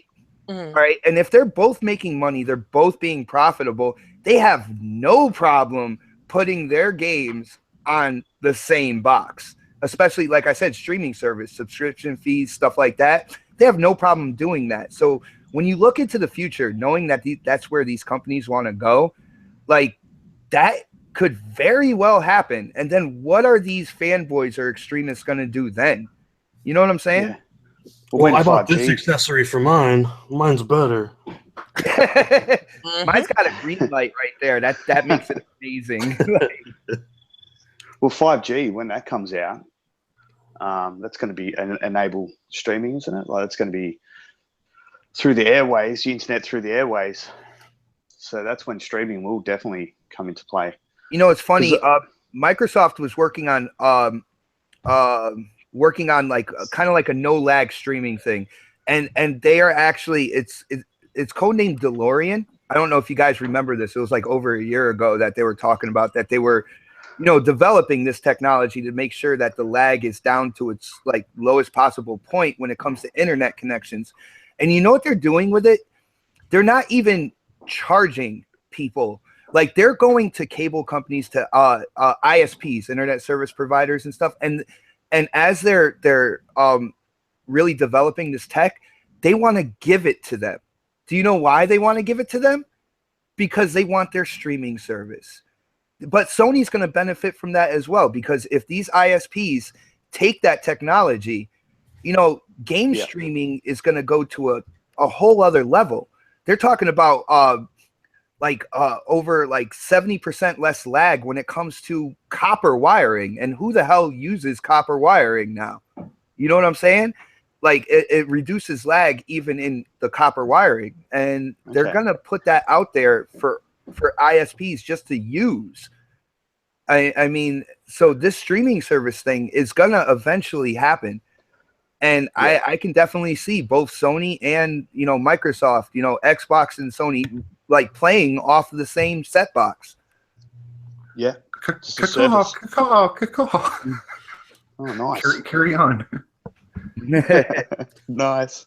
But what like I was real gonna say, quick. Fine, finish what you're saying. Sorry. No, I was actually going to bring it back to you because, like, when you said that to me, I was like, wow, because, me and you, we talk about, like, the gaming news and where it's going and stuff like that a lot. And when they were talking about working together with VR and then you kind of look into the future with the streaming, I was like, damn, that is like really, really possible. And they don't care as long as they make money. Yeah, absolutely. So I've just been inspired for the hashtag. Candy, how may I help you? Hi, Candy. How are you doing today? Good, how about you? Fantastic. I have a little problem. I bought a bunch of PS3 games. I wanted to play Black Ops 2, and I stuck them in my PS4 Pro, and nothing happened. Don't know what's going on. The PS3 games are not backwards compatible on the PlayStation 4. But Xbox gets to play Black Ops. I thought it was backwards compatible. No, only the Xbox One, and it's got partial backwards compatibility. Oh, partial? I would like a refund.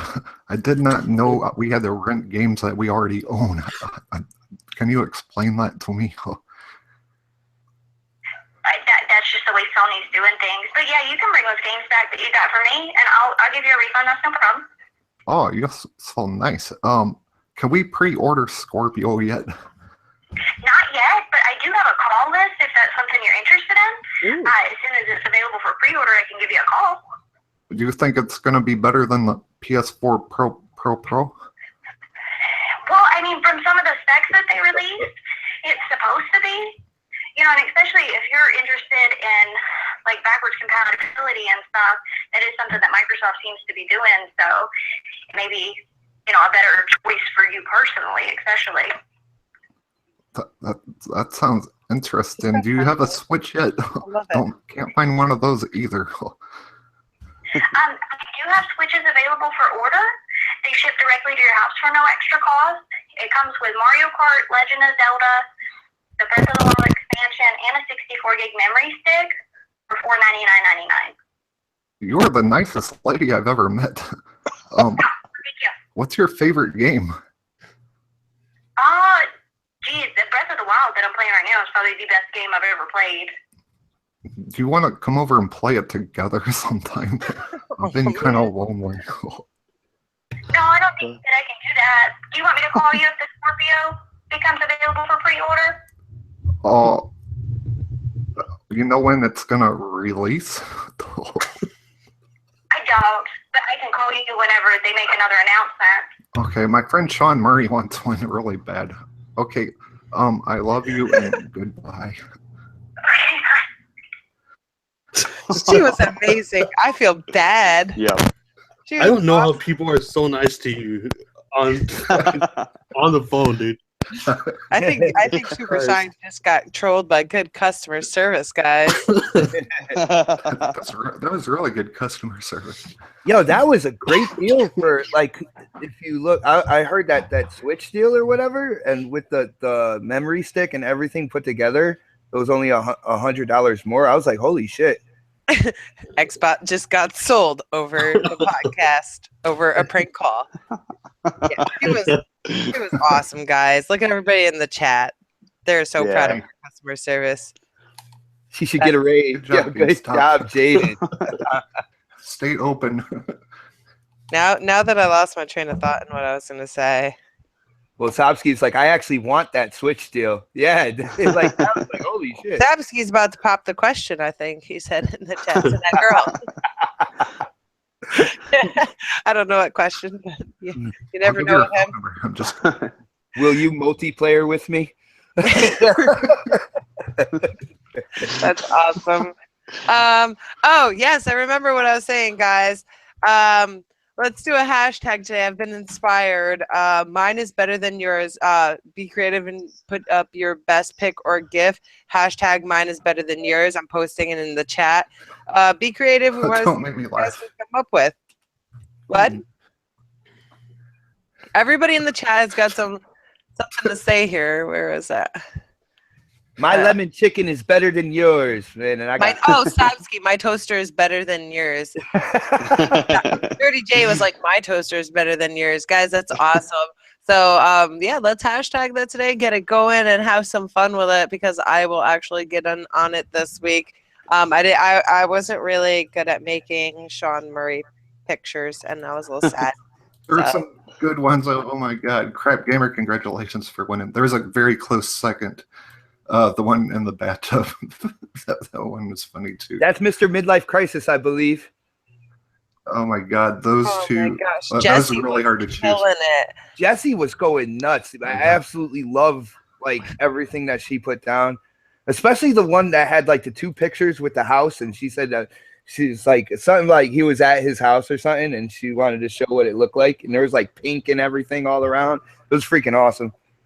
Yeah, that was super. Yeah. So the proctologist. Oh yeah, that's no. No, that was awesome and horrible at the same time. Guys, I want to talk quickly about the Xbox Elite controllers. I'm pretty sure a couple of you have something to say about those. You know, they're Elite controllers, they're premium products, premium being quote unquote. There are a lot of complaints about these falling apart. They're awesome. Nothing to see here, people. Nothing to see here. Okay. Supersonic, since you were having an issue this week and you're still pissed off at Microsoft, I'm gonna let you go in on this first. Yeah, I'm pissed off. Like, I haven't even had this Elite controller very long. I think I got it right before Christmas. I haven't used it that much because I usually use the Xbox One S. I really love that controller, but because they put this cheap ass thing on the little plastic thing on the triggers that breaks, not the triggers, the bumpers, and it breaks really easy. And I don't know, I'm super mad because it's supposed to be like a premium controller, and they're releasing a premium console. So I think they should do your body. For hey, there's only one bot on this podcast, man. Being cursed by are falling apart. I'm body. Yeah, you were body. I said it was built to last. Last very long. Am I still body? No, you're good now. Okay, yeah.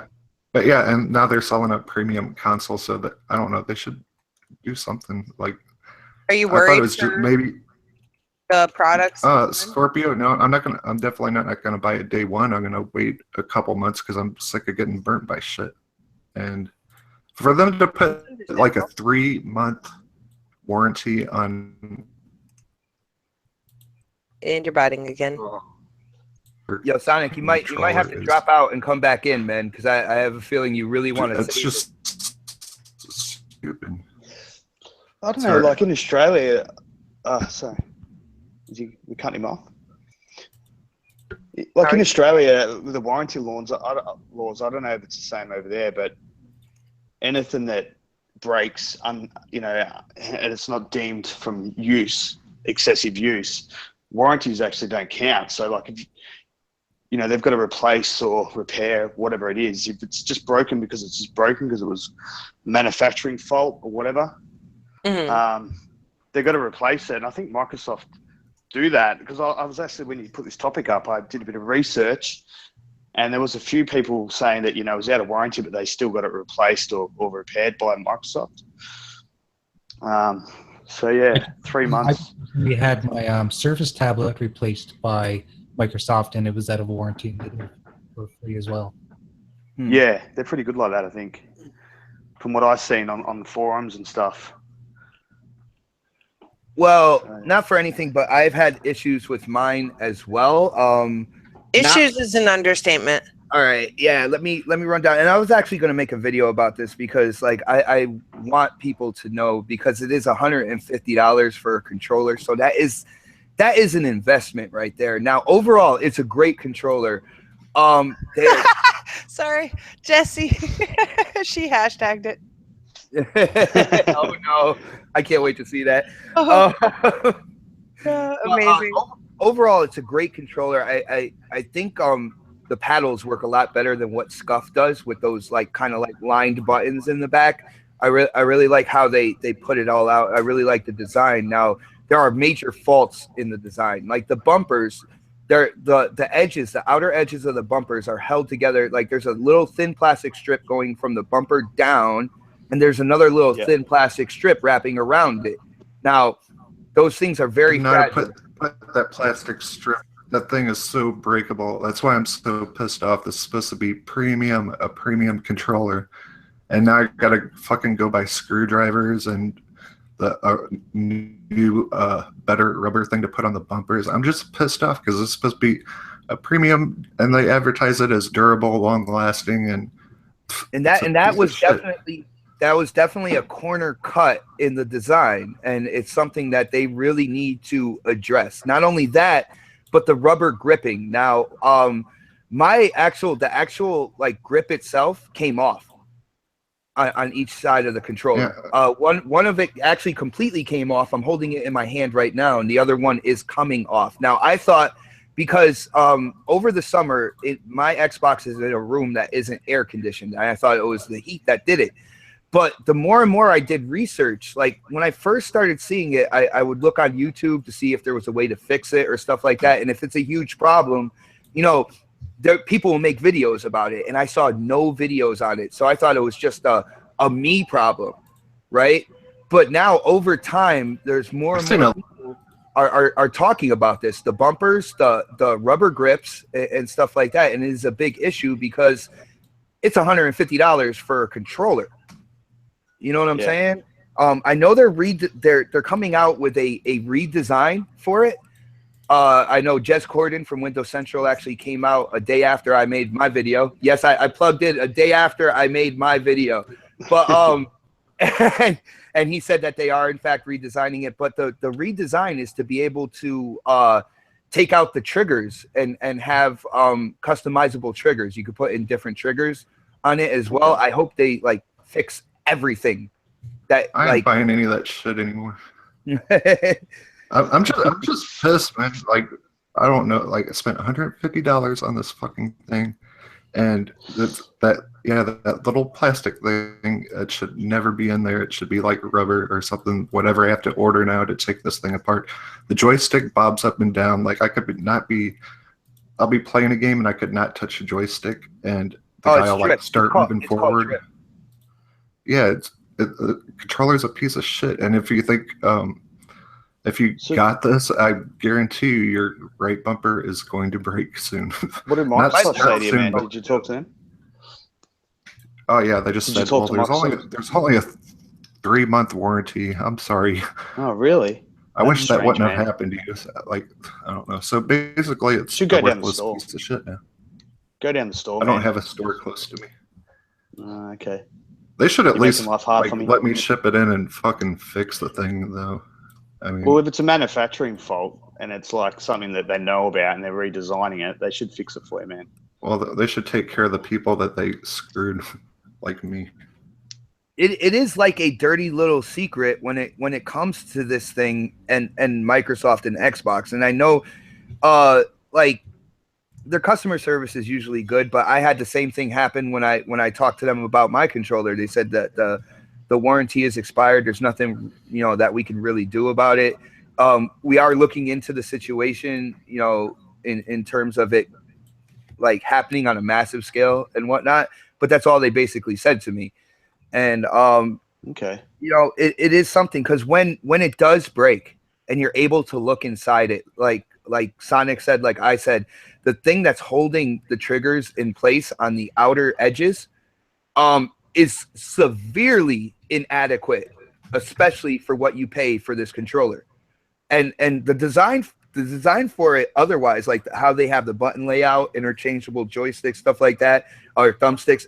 I like it, and I don't have drift on my my thumbsticks, so that's something. Yeah, that part's cool. Yeah, that'd be a killer.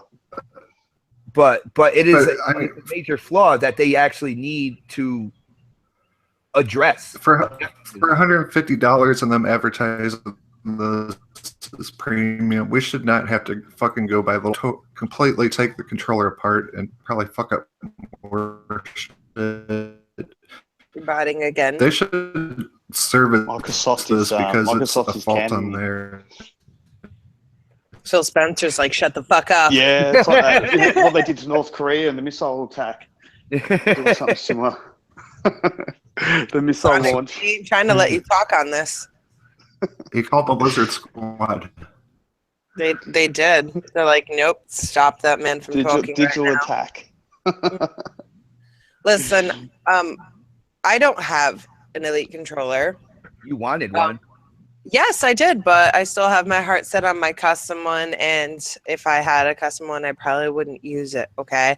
But I do have an Agent Lock controller that I've had for a very long time. And that thing is still in perfect fucking condition. Yeah, rub it in, lady. Oh, I'm rubbing it in because I use my controller all the time. I don't really abuse it, but the kids have even used it. So that right there alone is abuse to me. But this controller, how long did I have it? Since I had my Xbox One originally? I think it was. Did I get it afterwards? It was a little bit after. It was when I got the stupid Xbox headset. Remember the camouflage one? I think. No, you got it I mean, I remember, but I don't remember. Yeah. So maybe it wasn't that long. I don't know. But anyways, I'm pretty sure it was a decently long amount of time. And that thing is still in great condition. So I'm just saying maybe stick to the standard products, and it obviously will be less to replace. But it's very misleading of Microsoft to kind of be like, hey, buy this Elite controller. And I remember Xbox saying, this will be the last controller I ever need, guys. Yep. And now I need another one. You got played.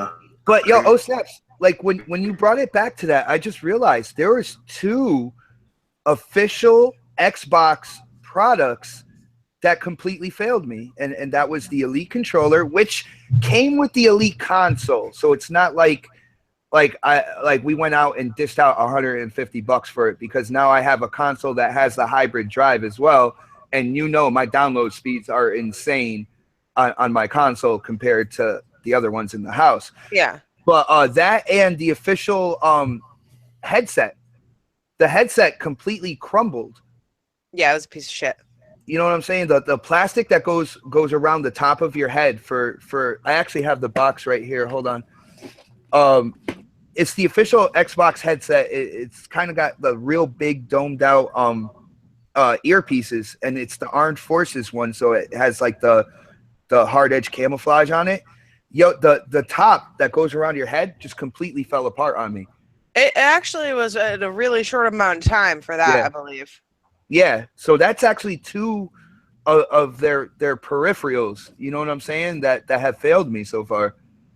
Shansu said, hey, Supersonic, you got ripped off with that mic too. I think he's using a snowball or something. So I don't think it's actually, but it's the Lizard Squad attacking today. Anybody else want to add into this? Noble? Jay?Wania? I don't have one, but I've always wanted to get one of the scuff ones. I've got a whole bunch of my friends that have 3 or 4 of those, and those are always good. But whenever I saw the Elite come out, I'm like, we'll just get one of these. Probably not going to pick one up now because of what you guys are talking about. But I was wondering if you guys have ever picked up anything else besides the branded ones from Xbox. Have you ever tried any of the scuffs or anything else like that, or not? I have not. I haven't either. And the thing about the scuff that gets me is the buttons on the back, because they're 4 kind of like long rectangular buttons in the back that go across the middle of the controller. Right.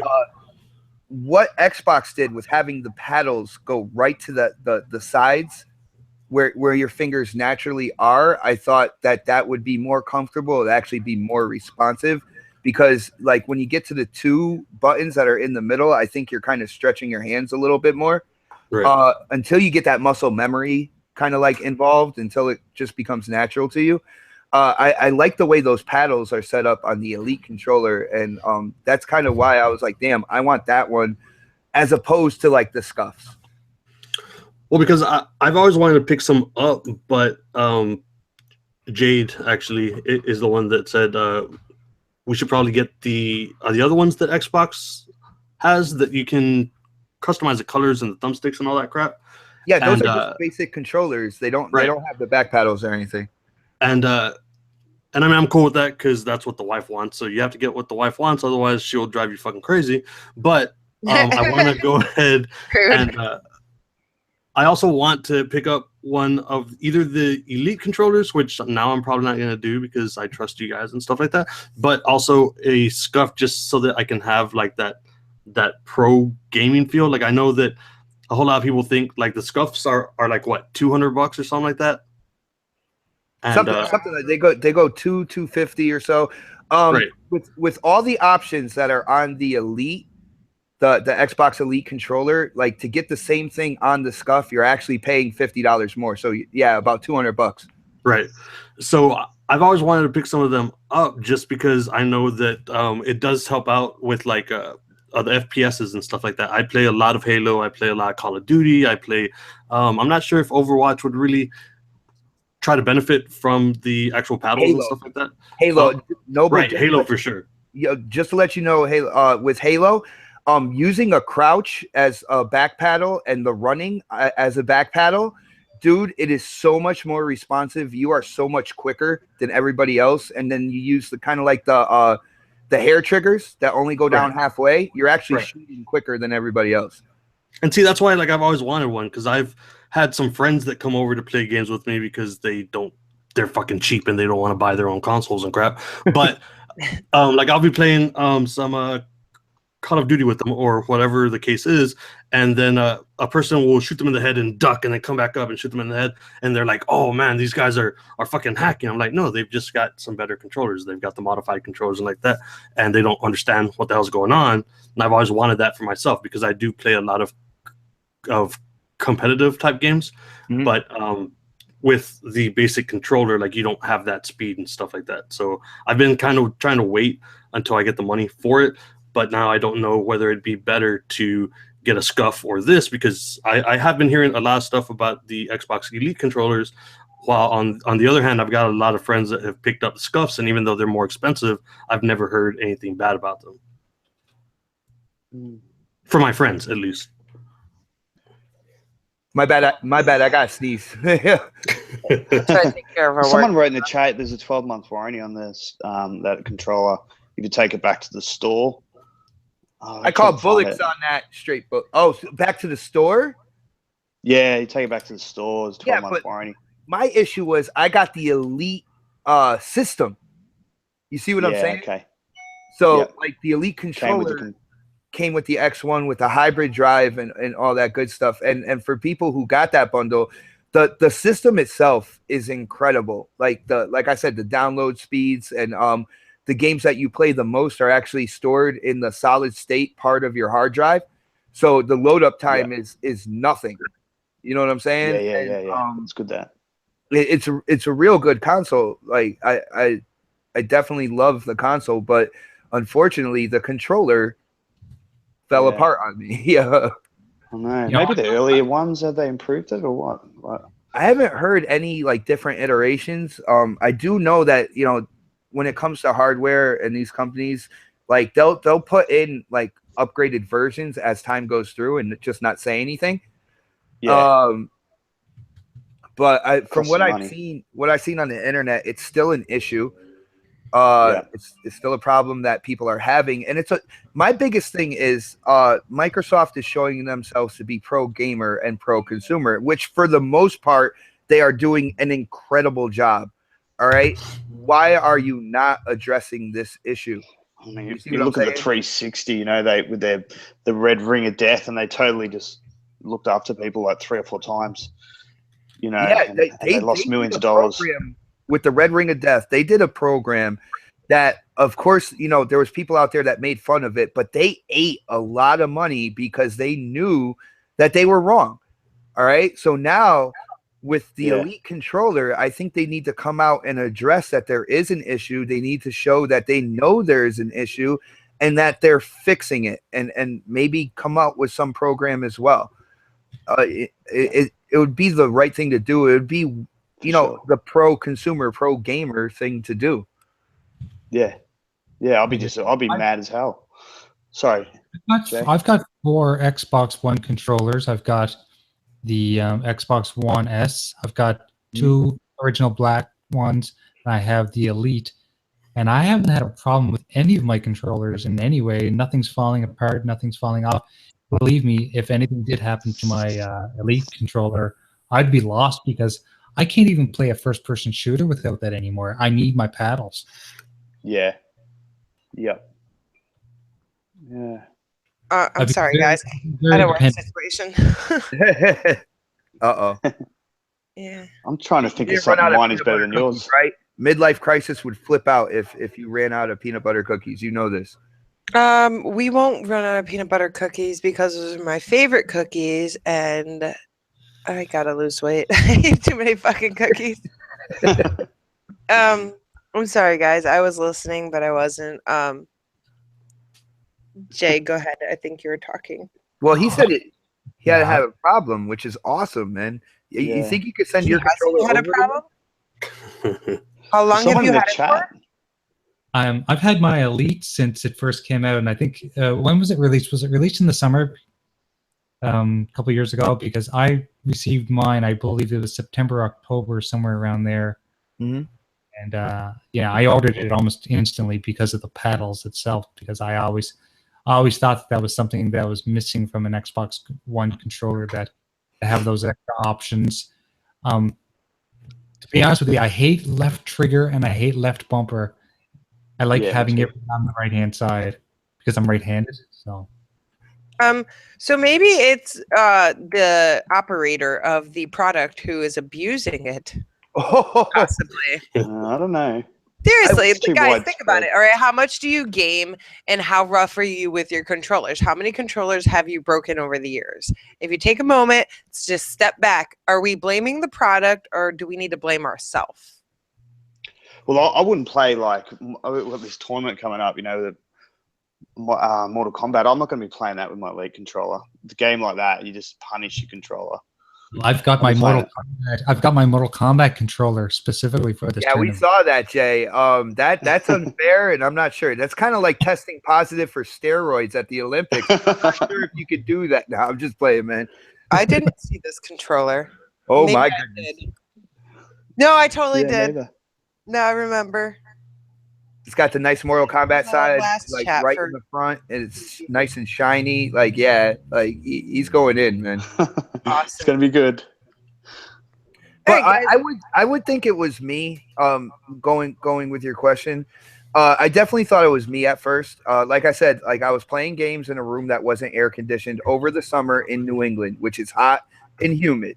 All right, so when it came to the rubber grips, I'm like, that's what's going on with that, and I tried to fix it. I tried to get it kind of like the little rubber grip. I tried to get it back into the seam, and if I was able to do that, then I would have taken like, you know, some type of really strong glue and put it back.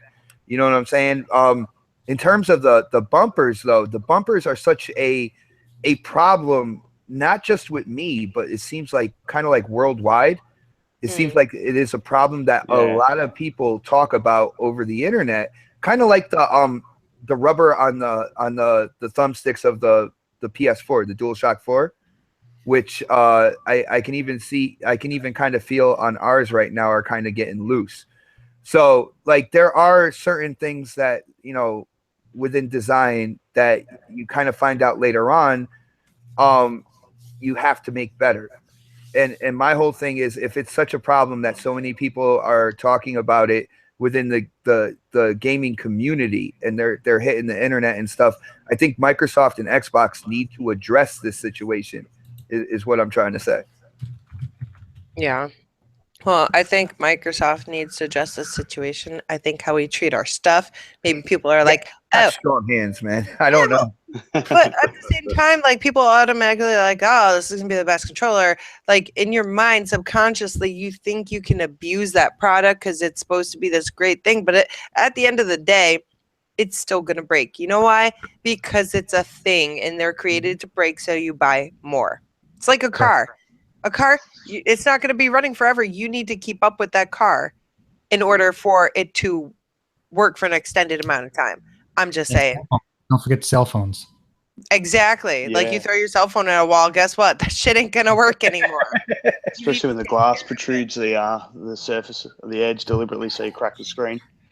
You know, oh snaps! I think you bring up a great point, and you got me thinking about like what I did within the time that I had my controller, because if it's marketed as it's durable, it's the last one that you need to buy and stuff like that, do you subconsciously hit the buttons harder? Do you squeeze it more? Do you know what I'm saying? Because you feel like you can.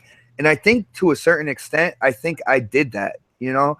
I was bad with controllers throughout the 360 as well, and the 360 controllers were durable right there.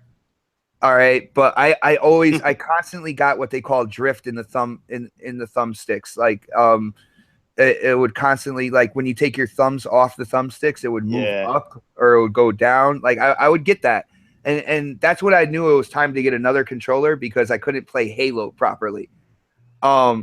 So yeah, that could definitely be it. I could, like, subconsciously I was like, yeah, this is the last one I need, and I could go all in, and yeah, I could have definitely done it myself. Yeah, you broke it. It's okay. But so did a lot of other people, okay? You got the yellow button issues too, don't forget. See, I don't have issues with the Elite. I don't have issues with the thumbsticks. I think the thumbsticks were made incredibly durable, at least for me. Yeah, there's no drift in it whatsoever. The Y, X, B, and A buttons work beautiful. The triggers are beautiful. Like everything else works fine. It's just the bumpers, and then the grips came off. Jesse says, yes, like my phone. I broke it 4 times. Jesse, what the hell are you doing with your phone? You broke it 4 times. He threw it. Hashtag temper tantrums. Hashtag her phone is better than yours. Oh man, guys, we got to wrap it up soon. But quickly, I know we don't always have time for all the topics. This one is really interesting, though. Are Xbox fans setting their expectations too high for E3? No, I do think that kind of wraps into all this with the premium products, quote unquote. And Supersonic said he is not getting Scorpio day one. And a lot of people are like, games. Like, let's dive into this quickly. Do you think that we're setting our expectations too high for E3? Yes, always. I think people over the past 2 years have gotten into this hype thing that whatever the next big thing is, they overblow it, and whenever it's not what they expect, they get really upset about it. And then you get the people that continually bitch about something that isn't even bad. And it's because the media, the news, all the people that are trying to create content like ourselves and other people that start talking about it. Although I say that we are probably more calm about it, but there's some people there that have been talking about, oh, the Scorpio's coming out this year, and they start blowing it up and they start getting really excited about it. They add to the hype, and then whenever it's not the absolute best thing, people are disappointed with it. So basically, people are psyching themselves out. They've been doing it since No Man's Sky, that game that you just bought. It's been really bad since that point. Hey, I got my copy for $17. Okay, and I'm happy that you're enjoying it and stuff. But I knew that the game was going to be just an empty world the day it came out, and everybody was like, "Oh, there's going to be so many dinosaurs, and we're going to build." Well, that was the manufacturer that said that. What's that? That was the developer was the one that was claiming all these things. It wasn't. They were leading people astray with that game. Right, but I mean, people could have also looked into the development and stuff. Like if you actually paid attention to the videos they put out, it was the same 2 or 3 videos over the past 2 or 3 years up until that game was out. Yo, And- Noble, Yeah. if you check out the last stream that Snaps did on No Man's Sky, because you said about like lifeless planets or something like that. Oh no, the there update's already been pushed out. Like I've seen the updates and I saw that video and it looks beautiful. Like, But I'm just saying the last day planet it we came out, it landed was on, horrible. there was animals, there was like freaking carnivore beavers, there was like animals everywhere, to the point where like Snaps had to like stand on her ship just to kind of keep her safe. Oh my god, Yeah. I got attacked by a freaking dinosaur thing. That shit was funny as hell because he was running back and forth in front of my vehicle.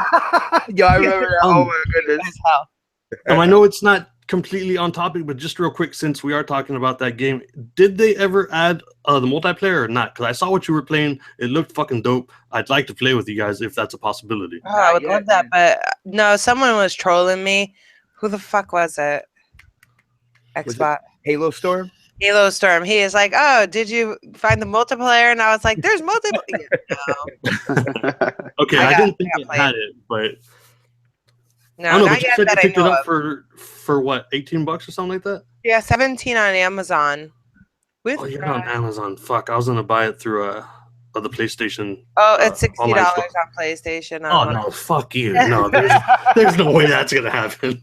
Yeah. No, Snap, that was funny. That was the same thing we said when like I know you brought it up to me that it was still $60 on the store, and I looked at it and I basically said the same thing, like fuck that. Yeah, Like that is crazy. Yeah. I don't know, man. Like I just think that as far as hype goes, I think people psych themselves up, and like I know this is not the best way to look at things, but this is the way I look at pretty much everything in life. Like, expect the worst, and then whenever it's like an okay thing, it's like fucking great. Whenever you're expecting the absolute best out of everything, and it ends up being a lot less than what you expected, then you're so disappointed, even though it's still a good product. So just set your expectations to be reasonable, and everybody will be good. Absolutely. Reasonable expectations are freaking smart. But this is, the world we live in, guys, where people want, and then they get mad when they don't get what they want. It's like, you're damned if you do, you're damned if you don't. How do you think these companies feel, like all this pressure? And I'm so tired of companies being like, oh, I'm sorry to the stupid fucking consumer that overhype their own shit. And then they feel like they have to apologize. I wish, and I have tweeted to a couple of companies, I've told them stop being such pussies when you're trying to do your job. You're doing your job the right way. Just because somebody is upset that they didn't get every single thing that they wanted, they put out a press release saying, I'm so sorry. The company's trying to do better, blah, blah, blah. Like, it's this society that we live in now that everybody's so quick to get upset. Everybody's so quick to apologize, to like cover their ass. If I say something, I say what the fuck I feel. And if people don't like it, they don't have to stick around for my shows or anything like that. But I'm not going to apologize for feeling the way I feel or for doing what I'm supposed to be doing. Yep. And I think that you've been there too, Mel. Like, you've been there whenever I've had some of the people onto my live streams. They're like, oh, I don't like your content. And I tell them, well, then get the fuck out, bro. There's the door. Bye. My content is obviously not for you, and I'm not overhyping it, and I'm not trying to sell you something. I'm just set your expectations to be reasonable. Enjoying life, right? Exactly. Fuck. Anyone else? Oh, I would definitely love to chime in on this. In terms of the expectations, like I definitely think people are really expecting a lot from Xbox this year, and I feel like they are going to leave disappointed if they don't ground themselves now. You're going to have new hardware being shown at E3, which is awesome. It is the most powerful console ever created. But when it comes to people that are talking about we need more games this year, now games, there's about a 3-year development cycle when it comes to games. All right. So there would have been some type of rumor or something like that when it comes to games coming out this year. I think we already know what's coming out this year. And when we put the exclusives together with the multiplats, we have a shit ton of games coming out this year.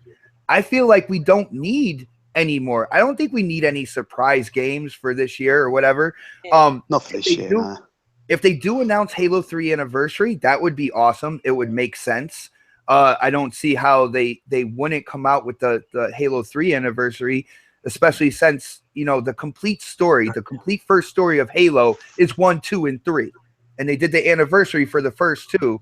So like end it with the third one, and then see if you want to do anniversaries in the future. But we have a bunch of great games coming out this year, both multi-plat exclusive. I think they're gonna announce some things like the Fable reboot, which would be a year or 2 away. And maybe a couple surprise IPs, but not for this year, guys. And it's not a bad thing, you know? And if you stay grounded and you think about it that way, you think that you know the exclusives that are coming out this year. You heard like announcements of the multiplats that are coming out this year. You're going to get the console that runs it the best, you know, in terms of performance. And if you're a overall resolution fanatic or whatever, you're going to get all that with the Scorpio. Sit back, relax, and enjoy the show, you know? Yeah, absolutely. I think like with hype in general, like there's nothing wrong with people getting hyped, you know, because people like to, you know, like we play video games basically to escape the world, and, you know, you get hyped for things that takes your mind off other things going on in your life. You know, you're looking forward to something, but you got to handle it the right way. If you're going to get disappointed and get all sad about it, you know, like you obviously setting yourself up for disappointment. You need to handle it properly, but E3, like, yeah, I agree with Xbox there. So, you know, if they're going to release any sort of new games and new IP, we won't be getting those games till next year or maybe the year after. So I'm not expecting any new IP. Maybe some games that are going to be released later that are in the pipeline. But yeah, nothing this year. And as far as the Scorpio, I think they've got to, you know, they've released the specs on it. Maybe they'll have a few little tricks up the sleeve. Maybe something to do with VR. I think they're going to announce something about, you know, maybe some VR games or something that are going to be exclusive to Scorpio, because they've said that 12 months ago that the only games that will be exclusive to Scorpio are going to be VR titles. So maybe they got something up their sleeve there, possibly. But yeah. When they said exclusive to Scorpio, they meant within the Xbox One family of consoles. Is what they meant. It meant that they're not doing the VR on the One S. They're really trying to iterate that the Scorpio is the powerful console, powerful for high fidelity VR, and the VR experiences are going to be on Scorpio. So yeah, that's so it'll be exclusive to Scorpio. Well, they won't be on the Xbox One, so they can use the power more. Yeah, they can design it for that console. But yeah, like you said, it takes 3 years to make a game. The system's only been around for how long? What, 6 months? As far as dev kits go or whatever, not even that. Was it 6 months? 6 months ago, they released the specs to developers to say this is what you're going to be sort of playing with. So there hasn't been a lot of time to make any decent games, really, has there? So, but yeah, get hyped. If you want to get hyped, get hyped. Just deal with it if it's not what you think it is. Yeah, Just deal with it. Sea of Thieves, Crackdown, State of Decay 2, possibly Cuphead, which is a game that a lot of people have been waiting for, let's be honest, quite a long time. But then I think that game right there is going to be a game that's overhyped right there, man. People have been hyping that game for fucking 3 years now. Well, Noble, freaking that game Below is supposed to come out this year, and it completely fell off everybody's radar because it was announced at the launch of the Xbox One, and it hasn't come out yet. You know what I'm saying? But you know, for people like Call of Duty, the new Call of Duty, they got a new Star Wars Battlefront that actually has single player story in it. There's so much coming down the pipeline. A new Assassin's Creed. Like there are so many games. Possibly the announcement of a Splinter Cell. I don't think that'll come out this year, but possibly the announcement of kind of like rebooting Splinter Cell as well. There is a lot of stuff coming down the pipeline. I think E3 is going to be wildly entertaining. It's a time of the year that I really look forward to. And I think we're going to see a lot, but if you expect new games and stuff like that to be announced for this year, when it comes to Xbox platform, I feel like you're going to be disappointed and you're not going to get the most out of the show that you would get, you know, kind of being grounded going into it. Hopefully we get release dates like they did last year where everything. Yeah, that would be helpful. Yeah, I think they'll do that again because that was well received by everyone. You know, the fact that we had release dates and PlayStation were like coming soon on nearly every game they talked about. Well, you see, that's another thing. If you want to go to the PlayStation side of it, I've heard rumors like possibly Days Gone coming out this year. Spider-Man coming out this year because the movie's coming out this year. The new God of War possibly coming out for the holiday of this year. Like when you look at it as a gamer, everybody has a preference. I understand that. You know what I'm saying? I prefer the Xbox One. I love the community. I think the community is probably the best feature on the Xbox One. I prefer Xbox One. But now that we have multiple consoles in here, we have the Switch, we have the PS4, like I'm excited for all of it. Yeah. You know? Nintendo games, man. I'm excited for that too. Nintendo is back with a conference. Like this is amazing. Super Mario Odyssey, dude. I'm super hyped for that game. Although my expectations are at a normal level. Super Mario New York. That's what I call it. Just get hyped, man. What do you got to lose? I'm so ready for that game to come out though. All right, guys, we're gonna wrap up the show. We're gonna start with you didn't say if you think that people are getting kind of like overhyped or they're over. My opinion matters. Yeah, definitely. That's why we're here, right? I feel like people are always overhyping themselves. It's like Christmas, right? You're a kid and you're like, Christmas is gonna be fucking awesome. Well, you didn't say fucking if you were a kid, probably. Maybe you did because you're an asshole. I don't know. Christmas is gonna be the best. I'm so excited. I'm gonna get this. I'm gonna get that. And you're a little shit all year, right? And then you're like all ready to open up your gifts, and then you got like this huge giant box, right? You go to open it up, and this giant box is towering over you. Open it up, there's a little bag of coal at the bottom. All right. You just overhype. That's what we're taught to do, guys. We're taught to expect. We're taught to basically we are brought to a point where we feel like we're entitled to everything. All right. As human beings, that's where this is going. And I mean, this can be a whole nother podcast, whole nother conversation. We are taught to expect, and we are entitled, and we should have everything that we want because we're paying for it. Well, that's why people are disappointed, and that's where, you know, there's always going to be disappointment, is because people do expect all these things. They expect, because I paid $150 for this controller, I can abuse it, so I expect it to work, right, guys? Sorry. You know, and you know, that's just the way it's going to be with life. And if people don't have realistic expectations, yeah, there's things I would like to see, but I'm not expecting anything. You know, like, oh, okay, well, I'm expecting to see what the Scorpio looks like. I'm anticipating that they're going to give us a price. We are all talking about the price, but I don't expect to see any specific type of games or anything other than that. Like, I just want to enjoy the show and enjoy what we have offered to us as far as anything else goes. Like, yeah, I'm going to be disappointed if I don't see the Scorpio, but that's my own fault for putting that expectation out there. And that's all I got to say about it, guys. I feel a little winded now because I got a little hype. Did Jay say what he thought? I didn't. I want to know what Jay. I don't know. I forgot. I got lost. There's so much going on. Jay, speak up. Can you hear me? Eh? There he is. Okay.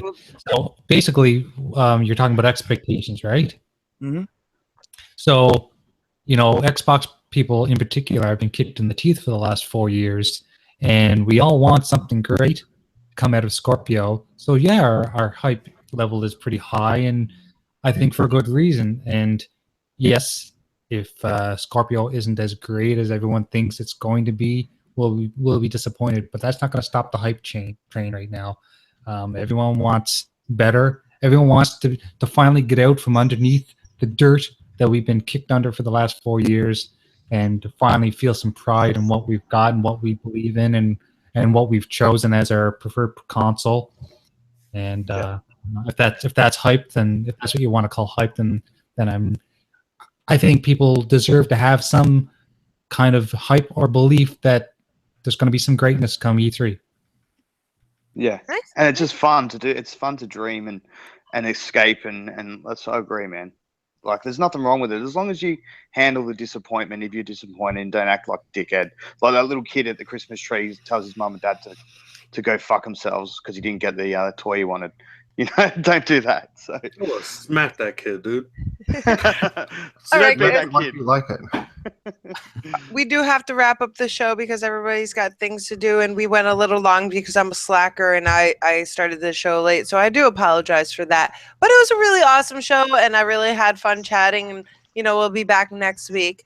Noble Addiction, you want to let everybody know where they can find you? You guys can easily find me everywhere online if you guys just search for Noble Addiction. I'm literally like the first 3 pages that pop up. Nice. And your YouTube channel. Just search his name, guys. Yeah, just search for Noble Addiction. You guys will find me on the first channel that pops up. There you go. He's nice and simple. I didn't expect all that. Jay. Yeah, you can find me on Twitter at graphic_god. Find me on Xbox Live at TheGraphicGod. I've got a website. It's creativecommunications.ca, and I'm building a new site for everybody, xboxgamerpicks.com. Be on the lookout for it, and you can order your custom gamer picks when that becomes an option on Xbox. Awesome. And I know you wanted to kind of put that out there, but I didn't know if you had time or not. So I feel bad. Oh no, listen, we can do it when everyone else has more time. That's fine. All right, cool. Supersonic? Am I a robot still? No, you're good, actually. Holy crap. Hey, are you going to do Jay's commercial? Commercial? Graphics got video thing. I would like to. I mean, I'm fine with time. I don't know if Jay, and I know Noble is on 2 hours of sleep, so I mean, it's up to you guys. Hands in the air. If Jay has the time. You guys want to see a world premiere of XboxGamerPicks.com? Absolutely. I'm up for it. Yes. Okay. Here we go. Remember, if you guys talk, you're going to jump out, so maybe you put me in presentation mode. I'm doing that now. Okay. So I'm assuming everyone can see what I'm seeing here. This is going to be amazing. Okay, so this is XboxGamerPicks.com. It's going to be pretty straightforward. When you come to the first page, you're going to see some cool backgrounds. If you look closely, you can probably see something that I've designed for you, possibly. So basically, this of work I've done in the past. So if you jump down to samples, you can get a little scroll here of icons that I've created for people in the past. I see a lot of stick figure. Yeah, we've got some clowns. We've got Bites of Chicken. We've got Showstopper. We've got All Day. We've got Mr. Megadov. I'm going to keep scrolling through until we find someone popular here, and that would be right around the corner. Here we go. All right, so right now it's still showing me Xbox Gamer Picks. Like it says order now. Oh, that's not good. You guys should be seeing what I'm seeing, but you're... Hold on 1 second. It's slowly like changing. Did I mess something up? Let's try this again. Present to everybody. So yeah. Oh, there we go. Hey, nice. That's good right there. What it do? It ran out. That's awesome. Oh, Tommy Guns, poop. Hey, Xbot, you're muted. I think everybody's muted right now. Can you still hear me? Yeah, I can. Yeah, I am. I'm That was unmuted. weird. Okay. All right, yeah, everybody muted themselves. Yeah. Oh, southbound and down. I wear my southbound shirt all the time. It's really cool. Awesome, Jay. I'm so excited. Looks sick. And now we're stuck on what it do guy. That's pretty freaking awesome, though. It's working. Very nice. There we go. Let me see. That was great. And you guys can order them now. Jay, do you have like specific pricing for like different sizes, or have you worked out the pricing yet? I know this is just a preview.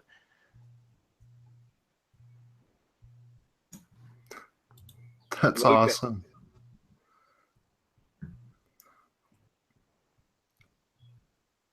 Am I muted? We'll have to get Phil to tweet this out. I want a Yoshida head. All right, so now it's gone. Jay, are you there? What's going on? Oh, there we go. Okay. Jay, can you hear us? I think we lost his audio. He said Midlife Crisis is like free. Yo, Midlife, like he said, he's gonna do custom gamer picks as well. You know what I'm saying? Fuzzy, he works very good. Does an amazing job. Oh, I'm echoing.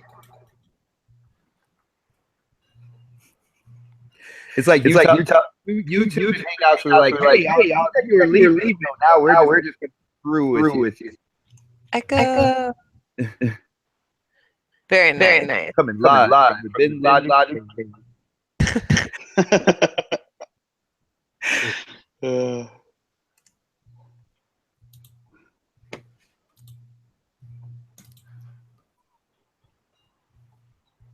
Oh wow, you can choose your detail level, all that good stuff. That's awesome.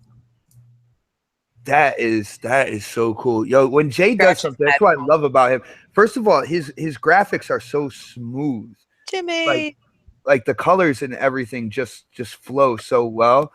He's got such a unique I don't know, just like a signature when it comes to his graphics. You can tell what a graphic god graphic is. Like when you see something, you're like, did graphic god do? Graphic god definitely did that, and it's always like so smooth and well put together. And even the websites, if you look at it, man, it's just so smooth, and it's easy to get to everything that you want to get to.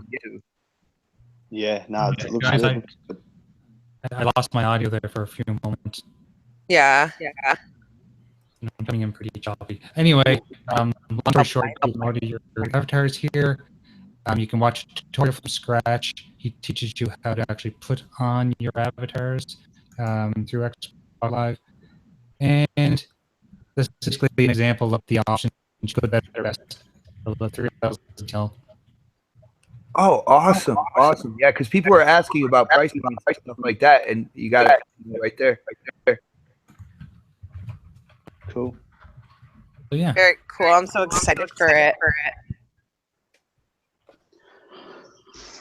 I'm gonna put in Scratch. I'm still echoing. Echo. All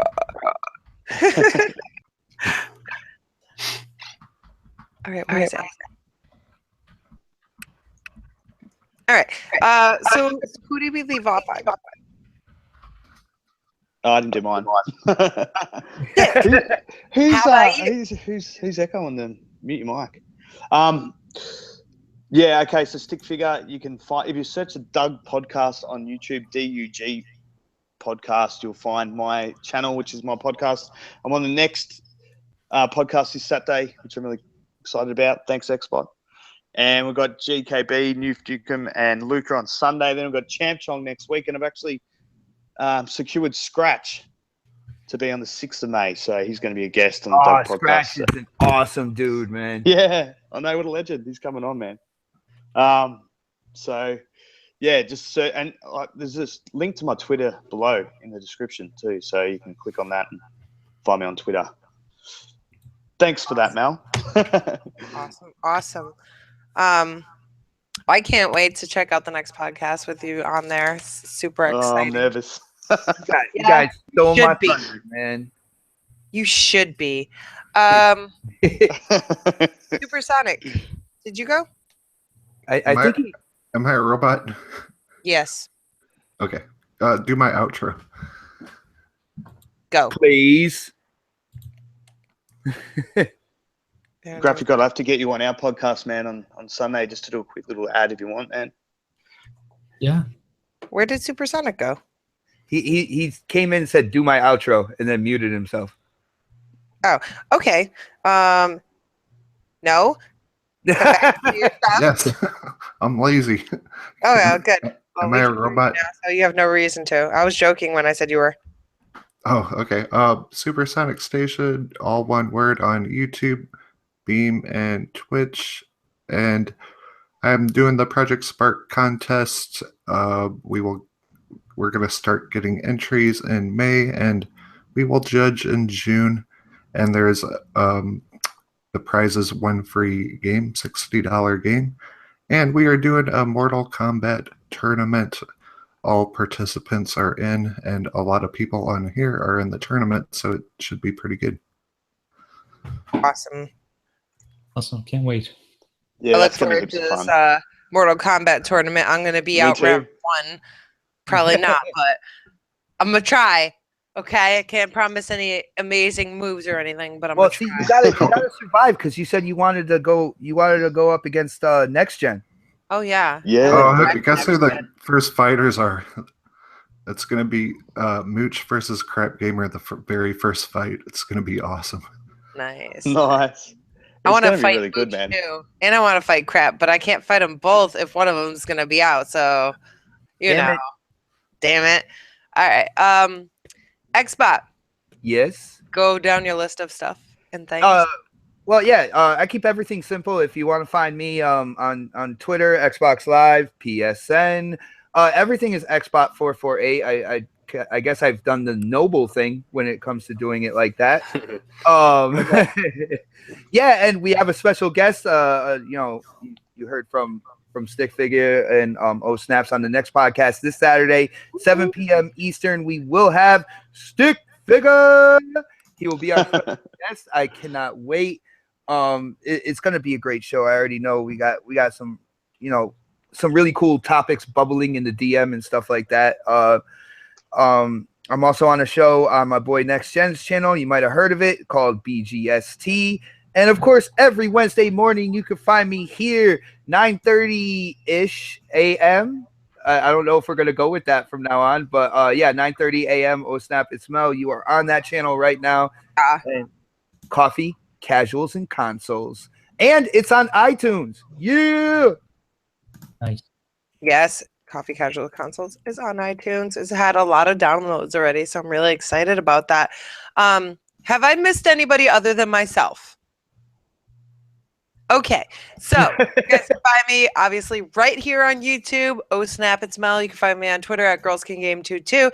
Every Wednesday we do this awesome show while we drink coffee, and we get a little crazy. Today we were running behind because I'm super awesome, and I'm doing some streaming today. I'm going to be playing Voodoo Vince, so you can come back here to YouTube to check out that stream later on tonight. I am looking forward to playing that. It'll be the first Xbox game I've played in a couple weeks now. I feel dirty saying that, but it's true. Yeah, and I hope you guys all have a wonderful Wednesday, and we'll see you next week. Hold on. Oh, Snaps, you played Forza for a little while. Oh, did I? Yeah, in your brand new Lexus. You're right, son of a baby. I did. Like for maybe you went in and destroyed a few things, ran over a few things, and you're like, okay. Oh, yeah, you're right. Xbox actually, because my dream car is a Lexus IS 350. I think it's a 350. I don't know. It's on my computer. IS 350. All right, so cool. And Xbox made me a vinyl for it, and I don't know how long it sat there without me seeing it on Forza. And then he kept harassing me. I'm like, I don't want to play Forza. Like, just leave me alone. And then come to find out, like, I had this vinyl waiting for me, like, for months probably. And it was really nice. So it was super cool. You guys can all see it if you check out my screenshots. Anyways, guys, have an awesome Wednesday, and we will see you next week. Yay! Happy 420, everybody. Yeah. Later. Bye, everyone.